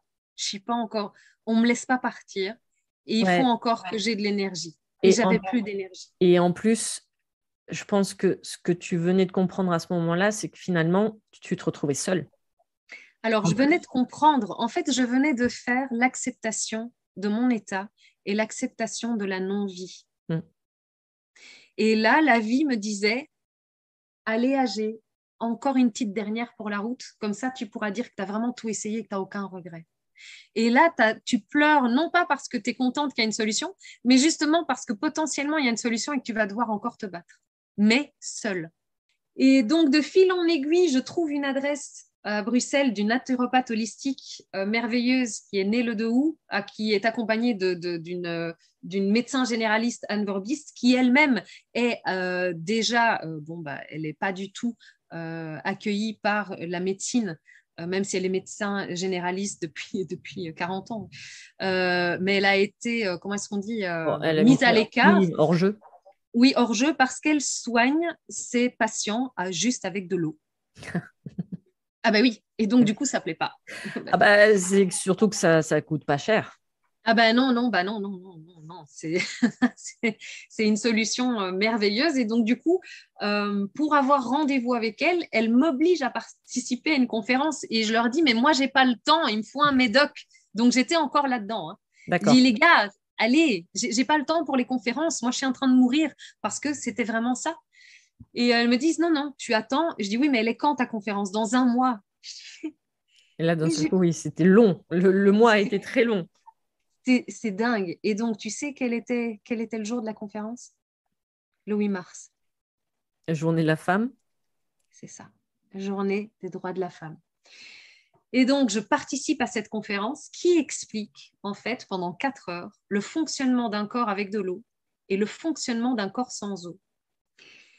Et là, moi, je m'effondre parce que, déjà, je m'étais maquillée, hein, parce que le regard des autres, j'avais un visage en eczéma, donc je m'étais maquillée, j'arrivais encore à camoufler le truc. Mais donc, je leur ai montré, elles m'ont dit, OK, parce qu'elles choisissent, en fait, les patients qu'elles prennent en charge, elles ne prennent pas tout le monde. D'accord. Et donc, j'avais pitié, prenez-moi, parce que Vous là, êtes mon quand j'avais dernier recours. compris, mais c'est surtout que je venais de comprendre que l'eau était un problème chez moi, j'étais déshydratée, mais sauf que j'allais pas avoir l'énergie toute seule d'y arriver. Et donc, pitié, prenez-moi comme patiente. Et elles m'ont dit, OK, on va te prendre en charge, mais seulement à une condition. Tu rentres chez toi, tu bois de l'eau chaude pendant un mois et tu reviens. Voilà. Tu regardes les effets que ça fait sur toi. Oui, Et la mais ça limite, me tu dit lui dis, mais il est où le cachet? Ok, je suis d'accord pour l'eau, mais du coup, c'est quoi comme cachet? C'est une poudre? ça, Et mais là, on du te dit coup, non, que de l'eau. On dit, mais elles sont c'est folles, ça. les nanas. Mais du coup, mais comment est-ce que je vais m'en sortir pour tenir le coup pendant un mois? Et donc, en gros, bon, au bout du mois, parce qu'au bout d'une semaine, déjà au bout des 3 jours, j'avais plus d'eczéma sur le corps, j'avais plus d'œdème aux yeux. Au bout d'un mois, j'avais plus d'asthme, j'avais plus d'acidité, Ah je devais non. plus prendre mon pentomède. En fait, tout, Ah j'avais oui, plus de rhume des foins, tu j'avais éteignais plus le feu interne. complet. Et donc, en gros, ça a été 15 à 18 symptômes qui sont partis parce que j'avais fait la liste pour mon médecin généraliste. Ouais, Je lui enfin, avais dit, déjà, ben voilà, 15 à si on 18, c'est pas négligeable quand même. c'est pas négligeable, surtout que ce sont des petites choses qui sont bêtes. Et bien évidemment, moi, quand tu as parlé tout à l'heure des jambes de ta mère, ben moi, mes jambes, elles n'étaient pas à ce point-là. Mais je prenais des médicaments pour les jambes lourdes, sauf que les médicaments pour les jambes lourdes, ça assèche le tout, vu que ça Vasopressin, empêche. bah oui.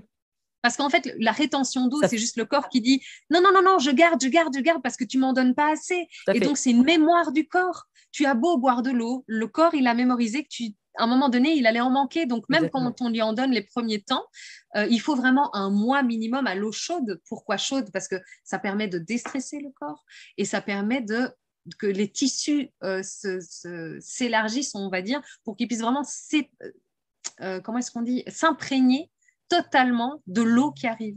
Donc, moi, la première gorgée d'eau chaude, quand elle est arrivée dans ma bouche, elle n'est jamais arrivée dans mon larynx. À l'intérieur, ça fait...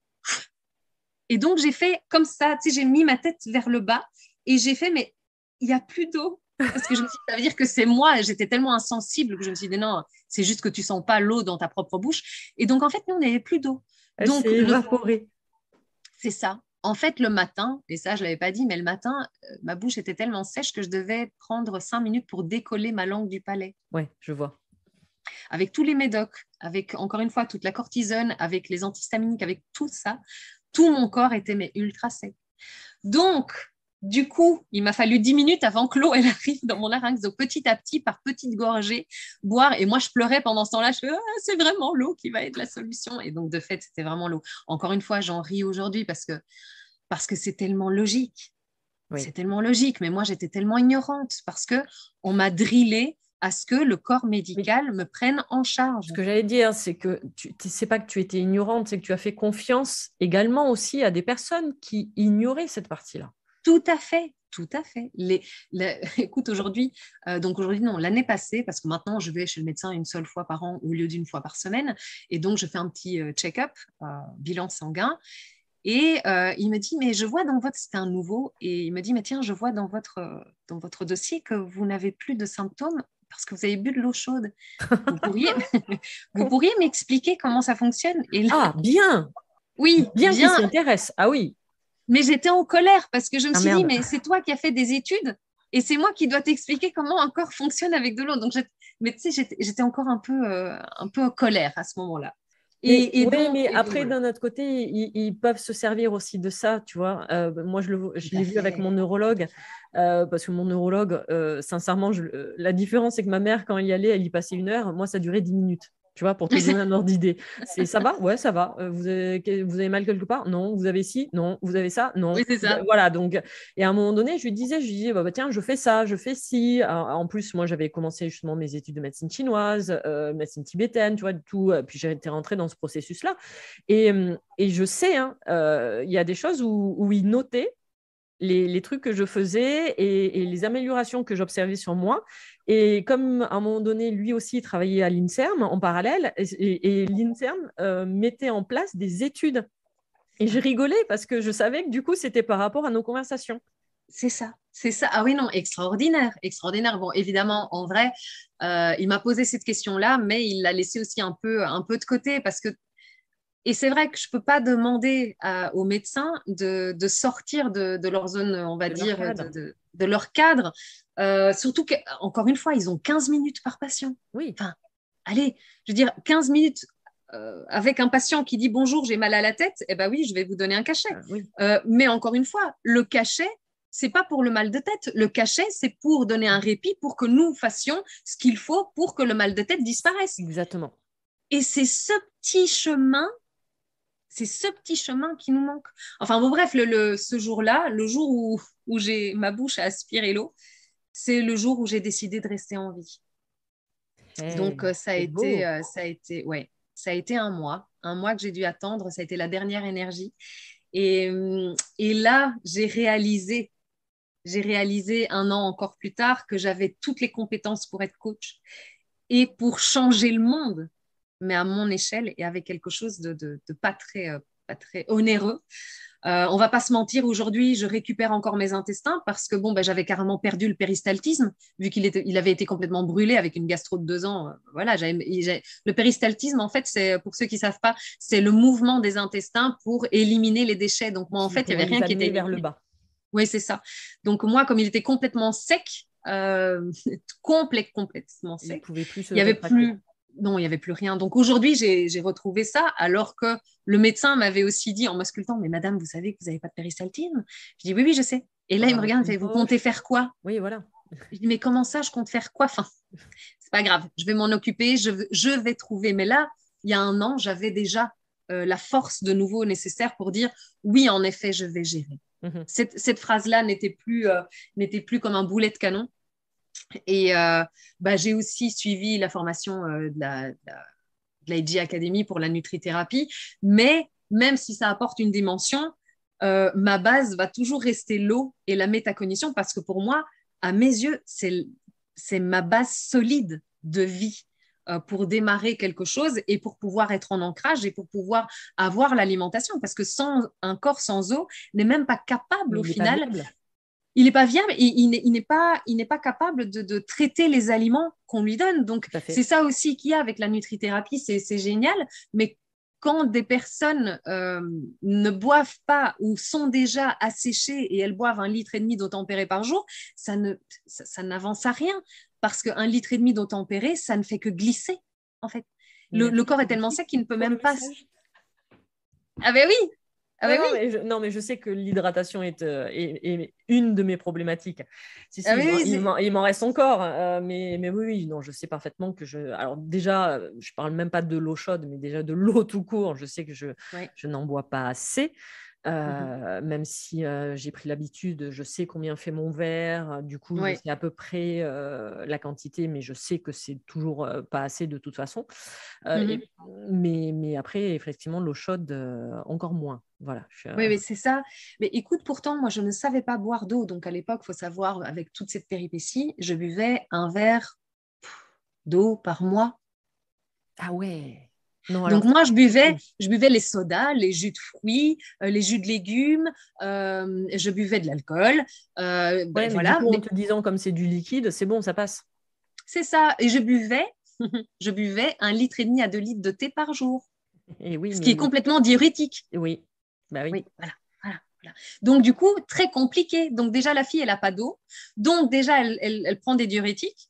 Et le corps, à ce moment-là, en fait, il se ferme. Quand il voit qu'on ne lui donne pas de l'eau Il a et besoin. qu'il en a absolument besoin, il arrête de donner au corps l'envie de boire. Et donc, en fait, moi, j'avais jamais soif. J'avais la bouche sèche, mais je Mm. n'avais pas envie de boire. J'avais pas la sensation de soif. Et donc voilà, donc en fait, ma base, voilà pourquoi c'est l'eau et la métacognition.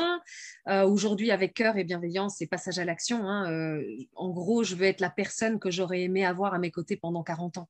Euh, et C'est puis beau ça. surtout, l'âge est symbolique aussi. J'ai été 38 ans malade, 2 ans en rémission totale. Aujourd'hui, j'ai 40 ans, un bagage d'expérience, des formations incroyables au final grâce à la maladie santé Mhm. qui m'a amenée sur ce chemin-là.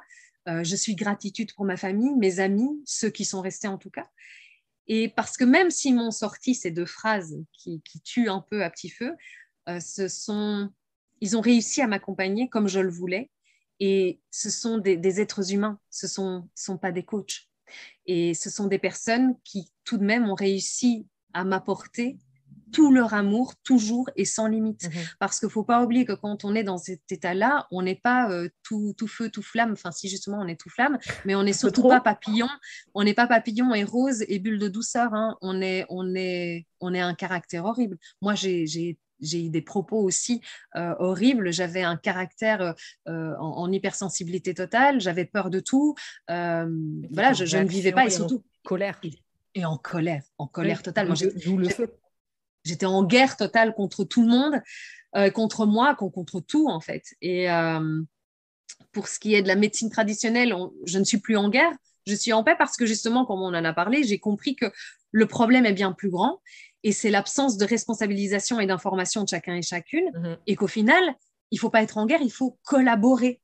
Et aujourd'hui, je suis ravie de trouver des praticiens et des praticiennes de la médecine traditionnelle qui sont à l'écoute et qui ont envie de collaborer.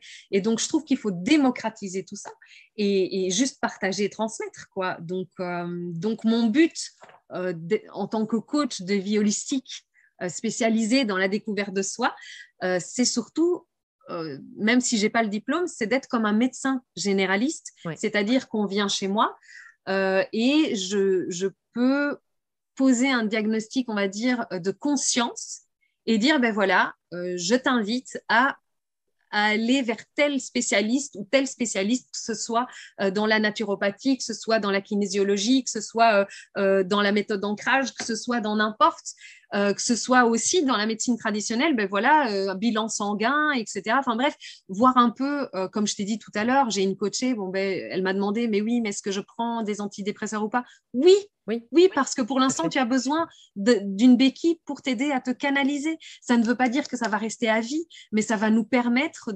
d'arrêter le moulinage, de commencer l'hydratation, de se concentrer, de calmer le corps et de prendre tout ce qu'il faut. Donc ça, c'est le métier que j'ai choisi au final de garder grâce à ce parcours qui m'a entraînée durant 40 ans. Donc, en même temps, ce métier, tu l'avais choisi déjà à 12 ans. Oui, tout à fait, déjà à 12 ans. Et je m'éclatais avec ça. Parce que ça me plaît tellement de pouvoir... Alors aujourd'hui, j'aide non plus pour être sauveuse, parce que c'est le changement est différent. C'est que c'est un métier qui me nourrit, c'est un métier qui me fait plaisir parce que je peux partager ce que je sais. C'est un métier qui me fait plaisir parce que voir dans les yeux de l'autre qu'il vient d'intégrer l'information et aussi de rendre l'indépendance, parce que moi, mon but, c'est que les coachés viennent, mais qu'ils partent à un moment donné. Moi, je n'ai pas envie de garder les personnes sous mon coude, hein, c'est vraiment pas le but. Le but, c'est qu'ils quittent le nid à un moment donné, comme on dit, et qu'ils puissent vivre la vie, les vagues de vie, et qu'ils comprennent comment ils fonctionnent et quelle est la planche de surf qu'ils doivent prendre pour pouvoir justement naviguer sur ces eaux.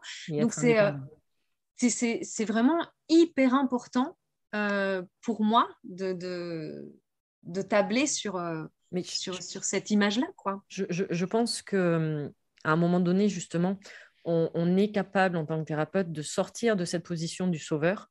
Oui, parce que, en fait, c'est notre histoire qui parle pour nous. Oui. C'est notre histoire, notre parcours qui fait que du coup, quand les gens viennent vers toi, eux, ils viennent peut-être avec l'intention que tu les sauves, mais toi, tu sais que tu vas pas les sauver, tu vas juste raconter ton histoire et en racontant ton histoire, eux vont avoir les prises de conscience. C'est ça. Disons que je m'inspire évidemment en miroir parce que toutes les personnes qui viennent chez moi, on ne va pas se mentir, ce sont soit des hauts potentiels, soit des hypersensibles, mais surtout des hypersensibles cellulaires au final. Parce que c'est ça aussi, à 40 ans, donc c'était pile le jour de mon anniversaire, j'ai fait cette prise de conscience. Donc, comme je t'ai dit au début, j'ai refait connaissance avec moi. Donc, il y a aujourd'hui des manières de réagir à des situations. Moi, je ne me connais pas, hein. Je ne sais absolument pas. Et je me dis, mais c'est qui cette fille? Mais qui elle est? Enchantée. Pourquoi je réagis comme ça? Je suis tellement calme.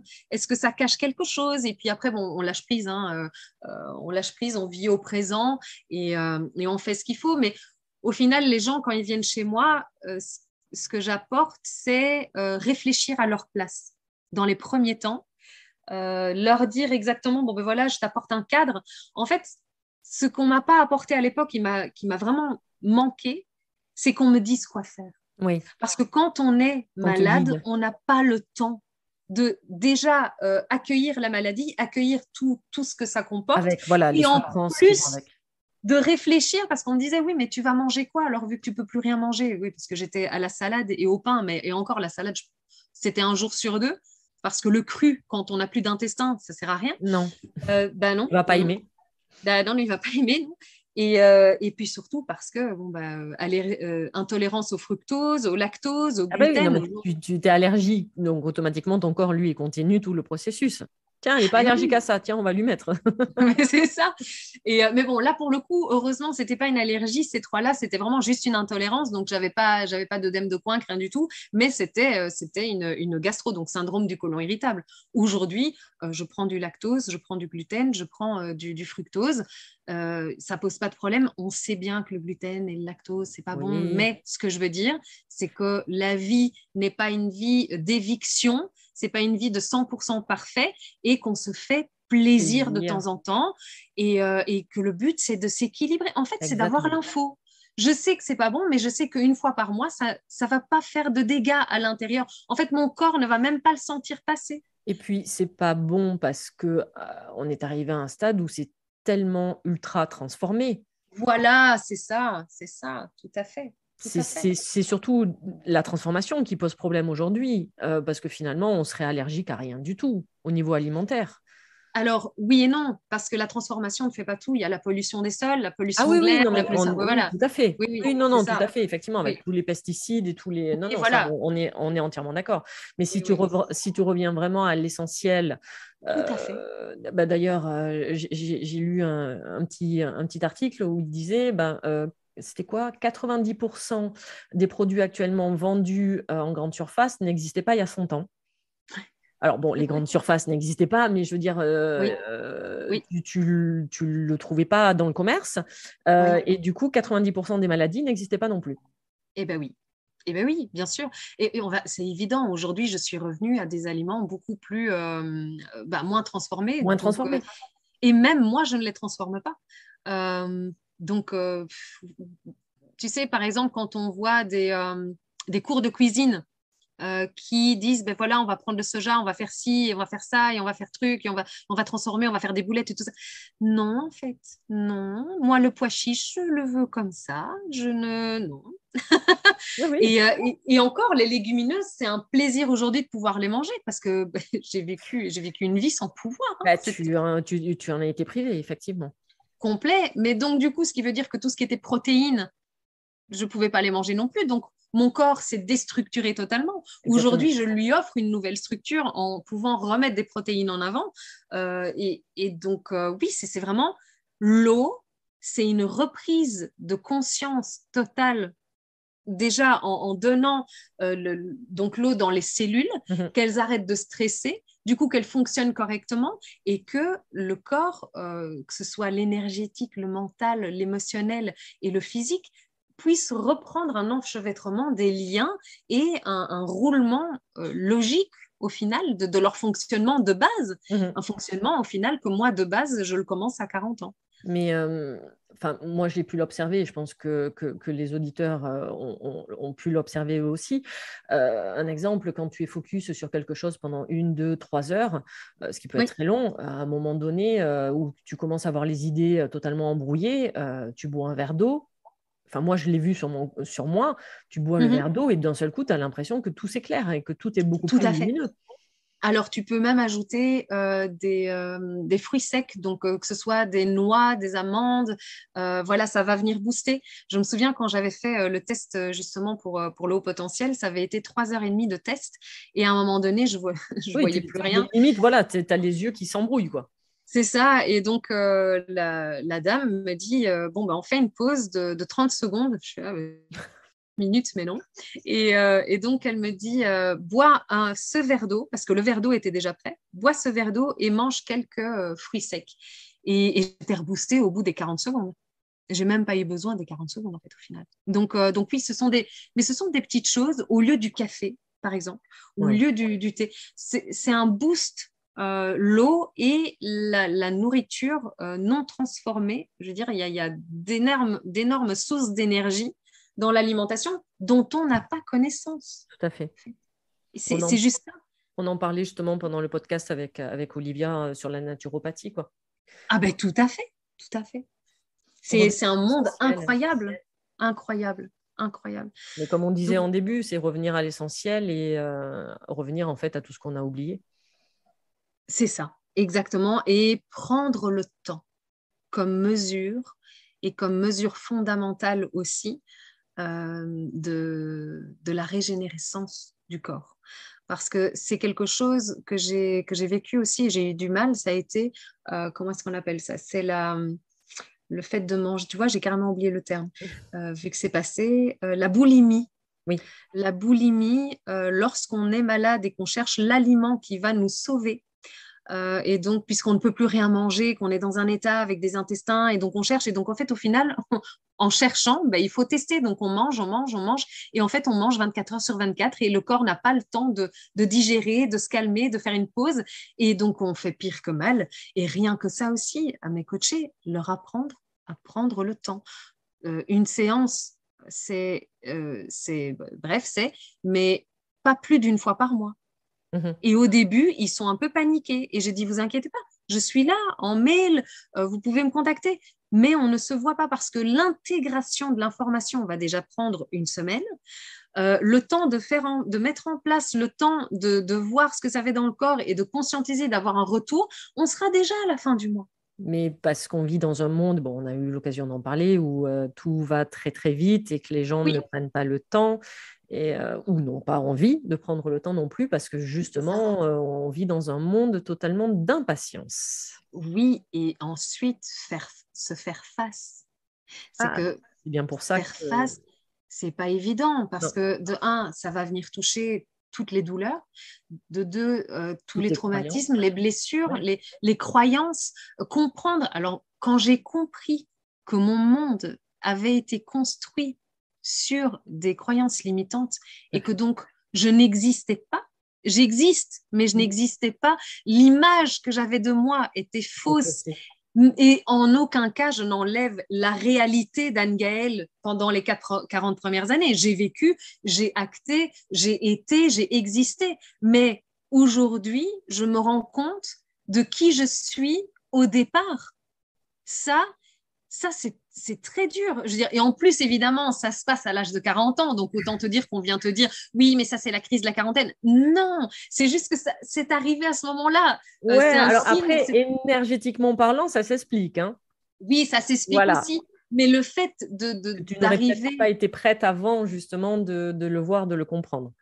évidemment, mais au bout de 2 ans d'hydratation, aujourd'hui, j'ai assez de calme pour pouvoir ressentir. Mhm. Donc, évidemment que mon corps, mon être s'exprime et se dit, hé, ça y est, je peux me montrer maintenant, Bah oui, enchantée. parce que tu as repris possession de ton corps. C'est ça, c'est ça. Et Tu es aujourd'hui, incarné. comme on en a parlé tout à l'heure des voyages astro, je n'en ai plus fait depuis 3 ans. Bah non, parce que c'est plus une souffrance que tu sois dans ton corps. C'est Il est ça, plus en feu. tout à fait, tout à fait, tout à fait. S'il est Et en donc, feu, ça sera, pardon, s'il est en feu, ça sera juste quelques minutes parce que tu auras une oui, tout à colère, fait. tu vivras la Oui, c'est colère à ça. son instant. Mais il est Oui, plus en train de brûler sur un bûcher non. H24. Non, d'ailleurs, donc j'étais en incendie et je suis arrivée quasiment à un feu éteint, presque, presque éteint. Et là, justement, j'ai remis un peu, pas d'huile, mais j'ai remis de la nourriture pour toujours le nourrir et qu'il reste là. Comme il est en son propre bien-être. Et Mhm. quand je dis son, je parle comme si c'était une partie externe de moi, ça fait partie de moi, mais c'est vraiment une partie de l'être, ce côté de dire, OK, j'existe, je vis, j'ai mon feu, mais, mais il est à sa place, il est bien. En fait, tout le monde est à sa place là. Et Il n'y il a, a pas- il y a plus à stresser, il n'y a En plus fait, c'est à... c'est plus le feu de l'incendie, c'est ce que je dis, moi, c'est la flamme de vie, en fait. C'est ça. La flamme Aujourd'hui, qu'il y a c'est la juste, flamme voilà, de... la flamme qu'il y a juste sous l'estomac, donc le chaudron. En médecine chinoise, on Oui. parle de chaudron. Et c'est Mhm. juste la flamme, ta flamme de vie, et qui fait chauffer la marmite et qui te permet justement de faire chauffer la marmite pour alimenter tout ton corps. Tout à fait. Tout à fait. C'est exactement ça. Ouais. En quoi consiste l'hydratation finalement? C'est quoi? C'est- Tu as parlé d'eau chaude tout à l'heure, c'est-à-dire que tout Oui. au long de la journée, tu bois de l'eau chaude? Alors, à la base, ça, c'est aussi un sujet qui est un peu touchy parce que souvent, on me dit, oui, mais combien de litres? Oui, mais combien? Alors, évidemment, moi, je pose de nouveau un cadre parce que, il a fallu donner une mesure parce qu'il faut se rassurer et la mesure rassure. Donc, pour donner une idée, il m'est arrivé de boire jusqu'à 4 litres et demi d'eau, jusqu'à 6 litres d'eau. Ouais. Ah ouais. En état de crise, ça a été Et ça en vivant en Belgique, pardon. en vivant en Belgique. Non, tu m'aurais Mais dit, je sais pas, je vis en Afrique non, ou en non. Amérique du Sud. Enfin, tu vois ce que je veux dire, à du 40 degrés ou 45, voilà. Mais je Mais précise. encore, Ok. Ah ouais, c'est énorme. mais, mais Enfin, moi, énorme, ça me énorme. semble énorme, mais C'est en effet énorme. Et d'accord. je n'invite personne à prendre 6 litres d'eau et à les boire. Absolument pas. Oui, mais C'est toi, pas le but. à ce moment-là, tu Parce en que, avais besoin. Non, parce même que pas? moi, à ce moment-là, j'ai bu de l'eau chaude sans jamais calculer. Ok. C'est là la nuance. Et encore aujourd'hui, les coachés, quand ils me disent oui, mais alors je bois quoi? Je dis écoute, bois 2 litres d'eau chaude par jour. Parce que je me dis 2 litres d'eau. Il y a, quand on mange, il y a la digestion. La digestion prend déjà 1,5 litre, 2 litres d'eau pour être. Il y a le stress qui déshydrate. Il y a, quand on boit un verre d'alcool, on ponctionne 2 verres Oui. d'eau du corps. Quand on boit un verre de soda, etc., c'est un verre qu'on ponctionne du corps. Donc, 2 litres d'eau, ça va. Et pour finir, à la session suivante, on me dit ah bah, je suis à 3 litres, 3 litres et demi. Et bah oui, oui, bah, je sais, j'imagine. Mais sauf que 3 litres et demi, ça lui convient aujourd'hui. Mais peut-être que dans une semaine, elle sera à 2 litres. Ok. Aujourd'hui, moi, je suis entre 1,8 litre et 2,5 litres. C'est Max. c'est ta moyenne. Voilà, et ça dépend si je vais faire du sport, Oui. ça dépend si je bouge, si je ne bouge pas, si ça dépend de tellement de choses, ça dépend de mes émotions, de comment je vais les accueillir, comment ça dépend de tout un tas de facteurs, ça dépend de la nourriture que je vais manger, que je vais ingérer, s'il va y avoir besoin d'une digestion plus d'eau ou pas pour cette digestion ou pas. Donc c'est vraiment important de comprendre que lorsqu'on commence à boire de l'eau, juste on boit de l'eau. On fait chauffer de l'eau, ben évidemment, bon, de l'eau en bouteille, pas de l'eau du robinet, D'accord. sauf si on est à la montagne vraiment et que voilà, l'eau est pure, mais sinon, j'avoue que l'arsenic, le plomb et les métaux lourds dedans, c'est pas génial, même chauffé. Euh, la bouteille, j'aime pas beaucoup parce qu'elle est plastique, mais voilà, bon, on peut toujours les bouteilles en verre. Moi, perso, je me suis dirigée au bout d'un mois quand j'ai vu que les 18 symptômes étaient partis. J'ai misé sur une fontaine, la fontaine Eva. Il y a aussi la fontaine Berquet. Oui, je connaissais. C'est, voilà. Euh, et donc, du coup, c'est à filtre naturel. Ce sont Qui enlève, différentes pierres. voilà, Voilà, qui enlève c'est les ça. métaux lourds. Tout à fait, tout à fait. Parce qu'en fait, au final, le petit bâton qu'on met dans de l'eau n'est Le absolument pas charbon. suffisant. Ouais. Oui, le charbon actif, il est bien, mais il n'est pas suffisant. Il y a des métaux lourds qui restent et c'est pas génial. Et donc, du coup, bon, ben, moi, je fais bouillir cette eau-là. A priori, on dit que pour boire l'eau chaude, c'est 60 degrés. Moi, je pense que je suis un peu plus parce que j'aime bien le tiède à chaud.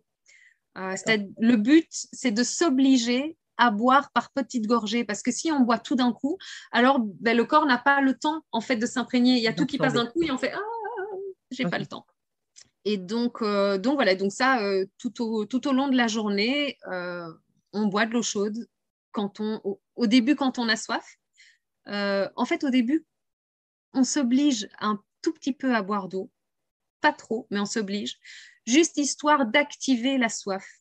Parce que comme j'ai expliqué tout à l'heure, quand le corps voit qu'on ne lui donne pas des liquides qui lui font du bien, il arrête de donner la sensation de soif. Donc, il faut réapprivoiser cette sensation de soif et calmer le corps en disant, écoute, ne t'inquiète pas, je suis occupée à te donner ce dont tu as besoin. Tu en auras. Voilà. Donc, pas de souci, tu peux me redonner la sensation de soif. Et donc là, la soif va commencer. Donc, il y a des personnes qui vont se dire, ah mon Dieu, j'ai peur, j'ai trop soif, ça veut dire que j'ai des problèmes de sucre. Comment est-ce qu'on appelle ça? Je suis diabétique, Oui. etc. Non, pas nécessairement. Ça veut dire simplement que le corps vient d'ouvrir les vannes en confiance et qu'il dit, OK, let's go, mais let's go. Oui. Ne me fais pas faux bon cette fois-ci. Et vraiment, boire par petites gorgées toute la journée. Euh, et puis, moi, ce que je préconise, donc, c'est boire le matin déjà au réveil. La première chose que je fais, moi, c'est boire mon verre d'eau chaude parce que j'ai fait chauffer l'eau la veille. J'ai mise dans un thermo qui est sur ma table de nuit. Et D'accord. comme ça, j'ai tout prêt. Oui, c'est mon petit confort du matin. Et, et donc, ensuite, je déjeune. Donc, j'attends 1 heure et demie plus ou moins après avoir déjeuné pour reprendre encore de l'eau, histoire d'éviter de diluer trop dans l'estomac. C'est pas génial. Je t'avoue, aujourd'hui, je fais ça, mais à l'époque, manger ou pas manger, je buvais dès que je pouvais, Mais dès que je tu pouvais, testais, pardon. tu étais en pleine expérimentation aussi. C'est ça, c'est ça. De toute façon, j'ai envie de te dire que de l'eau ou pas de l'eau, j'étais tellement en incendie que je cramais tout. Et Je puis, cramais tout. ouais, ce que je pensais aussi, c'est-à-dire que tu étais tellement, je pense, heureuse de voir les résultats finalement, qu'avait juste un verre d'eau chaude sur toi, que finalement tu disais, je veux boire, boire, vas-y, j'ai envie C'est ça. de boire, quoi. C'était C'est un réel vraiment ça. plaisir pour toi de boire. En fait, donc, faut pas oublier que j'ai été une prématurée. Faut pas oublier que j'ai failli mourir dans le ventre de ma mère. Donc, pour moi, le liquide est source de mort. Et Et oui, pour la première fois, le liquide était source de vie. c'est ça. L'eau chaude Changer la a croyance. été, c'est ça. Ça a été extraordinaire. C'est pour ça, en fait, que c'est un sujet très touchy voilà, que j'ai livré aujourd'hui avec cœur, avec bienveillance et beaucoup d'amour parce Je que confirme. Je t'en j'ai, remercie. j'ai, je suis certaine que, enfin, je l'espère en tout cas, que ça va pouvoir montrer aux personnes qu'il y a toujours un moyen de trouver une solution. Et tout est possible. Et si nous-mêmes ne l'avons pas, aujourd'hui, il y a comme toi et comme moi et comme beaucoup d'autres des personnes qui mettent leur expérience et leur parcours en avant pour justement accompagner les personnes comme nous n'avons pas pu être accompagnés, mais justement qui avons réussi à trouver des petits tips comme ça pour nous permettre de vivre plus sereinement. Mais au final, l'eau, c'est ça, c'est juste L'eau, c'est la vie. comprendre. Tu fais la... L'eau, c'est la vie. Mais en même temps, si on est en vie, c'est grâce à l'eau. Et c'est la rébellion. C'est ça aussi que j'expliquais tout à l'heure, c'est que la rébellion, c'est d'avoir conscience. Et à partir du moment où on a conscience qu'on est ignorant, eh bien, on va vers l'information. Et une personne qui a l'information est une personne qui a le pouvoir. Et ça, aujourd'hui, c'est une rébellion. Et donc, les personnes, c'est pour ça aussi, inconsciemment, c'est pour ça que c'est tellement difficile de faire boire de l'eau aux personnes. Mhm. C'est complètement... les gens ne peuvent pas se rebeller. On est dans un système, on est dans un cadre. Et c'est sortir... Ben, regarde, la doctoresse qui me suit, Anne Burbist, elle a carrément été Oui. éjectée de tout ça parce que elle soigne les gens avec de l'eau et pas des médicaments. Tu veux qu'on refasse le débat sur les labos pharmaceutiques parce que là, on pourrait y Non, passer des heures, hein. On invite Olive. non, Euh, non. également. Non, non, bah, c'est-à-dire que ce qui, j'allais dire, qui pose problème, c'est que ça pose pas problème, mais quand tu commences à dire, et moi c'est mon discours, qu'on a absolument tous le pouvoir d'auto-guérison, ah bah oui, mais on n'est pas rentable. Non, non, Voilà. Moi, non, pardon, arrête. quand j'ai décidé d'arrêter mon traitement il y a 8 ans maintenant, Mhm. oui, je coûte en moins à la Sécu. Alors à l'époque, c'était le prix du médicament. Mon médicament coûtait 968 € pour 3 injections, donc 12 injections. C'est ouf, hein. Voilà. C'est ouf. Oui, Donc, tout à fait. je ne coûte plus ça à la sécurité sociale. Bah, écoute, j'ai fait Parce un que petit. j'ai fait un travail d'introspection qui me permet aujourd'hui de dire que je n'ai absolument plus besoin de ces injections. Et si je sens, parce qu'on a la même problématique, c'est-à-dire un feu intérieur, une maladie inflammatoire, Ouais. je remercie l'acupuncture. Heureusement pour moi, les points sont sur le devant. Donc, du coup, j'arrive à me piquer toute seule. Donc, c'est l'énorme chance que j'ai. Mais Oui, en 2 jours, la moindre inflammation est retirée. oui. Puis ensuite, évidemment, je rentre dans la compréhension de qu'est-ce qui t'a mis en colère, pourquoi tu étais en colère, Oui. et de retirer cette problématique-là de ma vie également. Mais en Mm. attendant, entre 2 aiguilles à 50 centimes pièce plutôt qu'un traitement à 968 euros, il n'y a pas photo. Non, il n'y a pas photo. Et toi, Non, avec de l'eau, tu coûtes même encore meilleur marché que moi. oui, oui, oui, pour l'instant, parce que Oui, ah bah ça y évidemment, est, on est bien il d'accord, y a oui. les lobbies qui sont en train de racheter toutes les sources d'eau, Toutes pour les pas en sources. citer une, Oui, qui a quasiment maintenant le monopole sur toutes les sources d'eau mondiales. Mondiales. Donc, à un moment donné, elle va pouvoir mettre le prix qu'elle veut aussi. sur l'eau. Donc, moi, j'invite vraiment tout le monde à se réhydrater le plus vite possible, tant que nous le pouvons Donc, encore. on a encore Après, de l'eau. oui, c'est ça, tant qu'on a encore de l'eau. Après, j'ai envie de dire que pour le débat sur tout ce qui est pharmaceutique, etc., je viens équilibrer parce qu'encore une fois, les médicaments, non, mais les médicaments, oui. Oui, oui. Ah, mais on est Comme, bien d'accord. voilà, Ah, mais oui, oui, tout à voilà, fait. voilà. Et donc, c'est là où j'ai fait la paix, où je me suis dit, oui, en effet, juste parce qu'il manque le petit pont, le petit, oui, mais je te donne le médicament pour que tu puisses avoir une béquille pour pouvoir faire ce qu'il y a à faire dans ton corps. Et cette responsabilisation-là, c'est le fameux petit mot qui manque.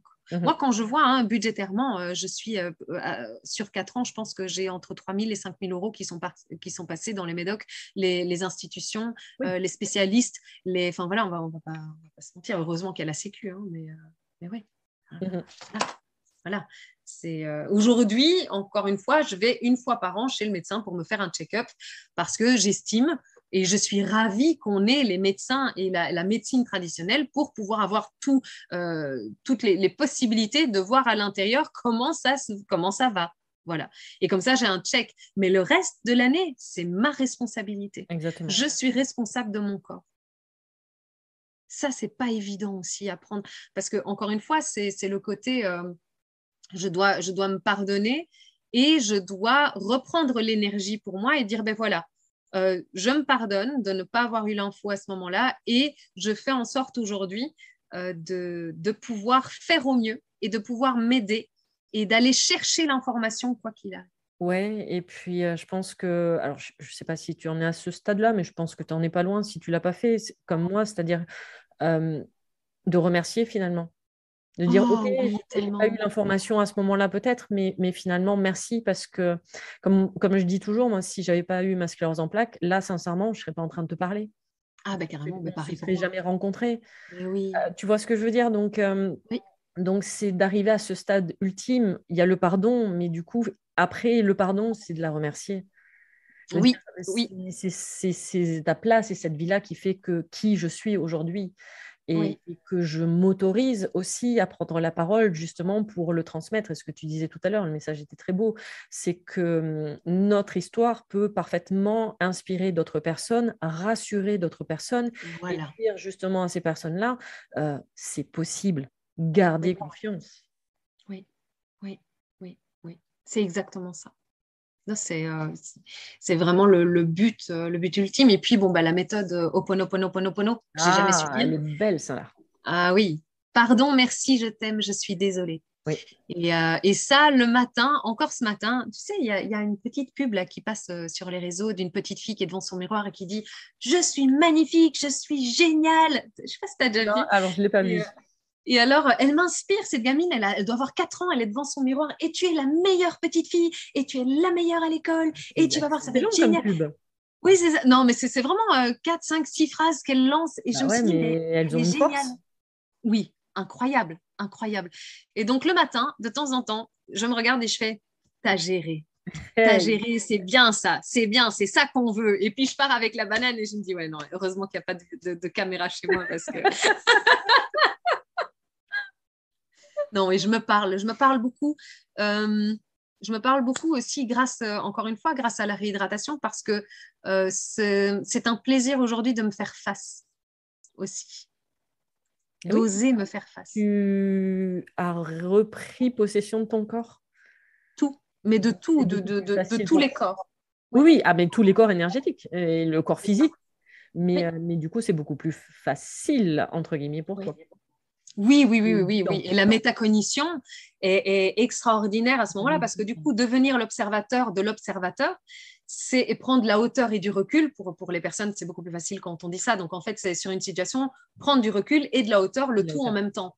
Tout à fait. Et, Voir et la ça, situation. ça, oui, et ça donne une vision de la situation et ça permet à chaque fois quand il y a quelque chose qui m'embête et qui vient bousculer ma vie et que je n'ai pas nécessairement, que je sais que je vais me faire balayer et que je dois me laisser traverser par ça, euh, je me dis, bon, ben Anne-Gaëlle, c'est laisse-toi, laisse-toi aller, laisse-toi faire.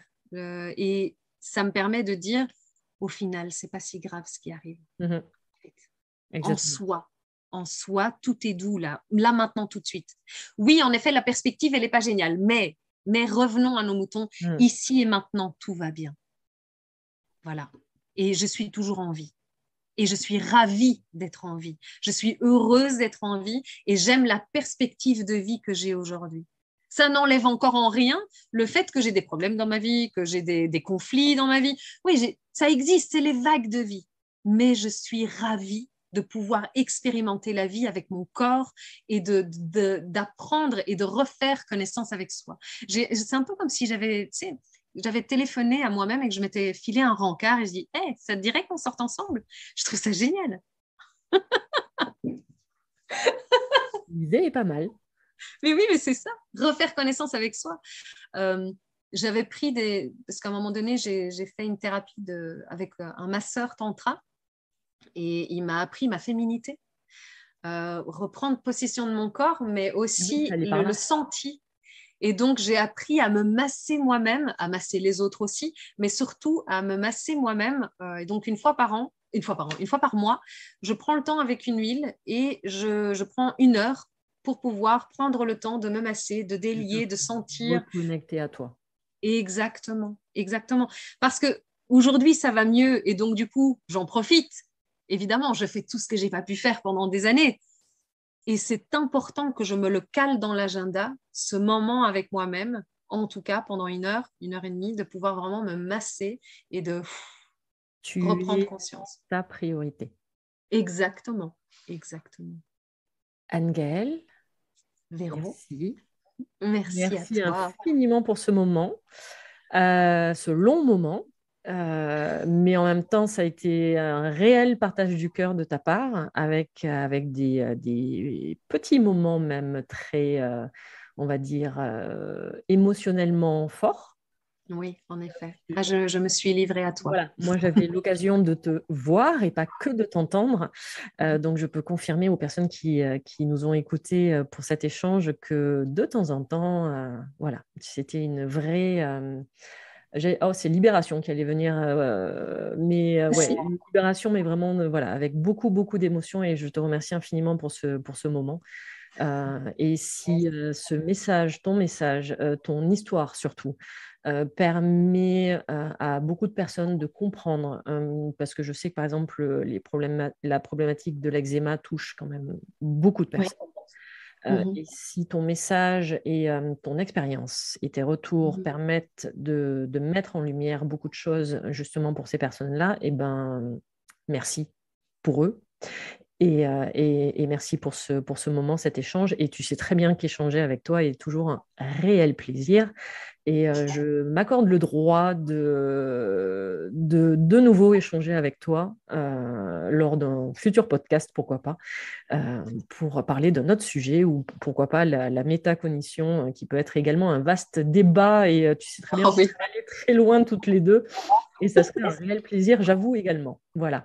Donc, merci infiniment pour ce moment et on se retrouvera du coup pour un prochain podcast avec grand plaisir. Merci beaucoup, Véro. Merci beaucoup pour cette invitation et merci beaucoup pour ton écoute et pour ton partage et pour cette bienveillance autour de ce podcast. Et merci aux auditeurs pour leur écoute. Et donc, oui, à très bientôt avec grand plaisir, bien évidemment, tu sais bien. Merci. Merci. Et merci à vous d'avoir pris le temps d'écouter cet épisode du podcast Mise en lumière holistique. J'espère que nos échanges sur les maladies, le cheminement extérieur, mais également le cheminement intérieur. Que le parcours d'Edgy ou même le mien puisse vous éclairer et même vous inspirer. Vous pouvez retrouver tous les partages d'Anne-Gaëlle Cabral sur son compte Instagram ou même sur sa chaîne YouTube. Cet épisode numéro 13 est maintenant terminé. Vous pouvez écouter tous les autres épisodes sur les différentes plateformes d'écoute ainsi que sur ma chaîne YouTube.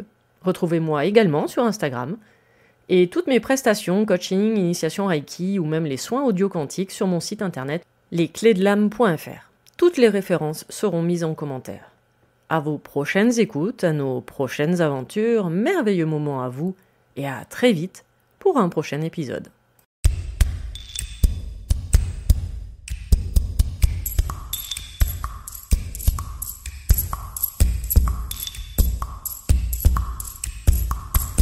Si cet épisode vous a plu, n'hésitez pas à vous abonner, à commenter, à noter et même partager le podcast Mise en Lumière Holistique.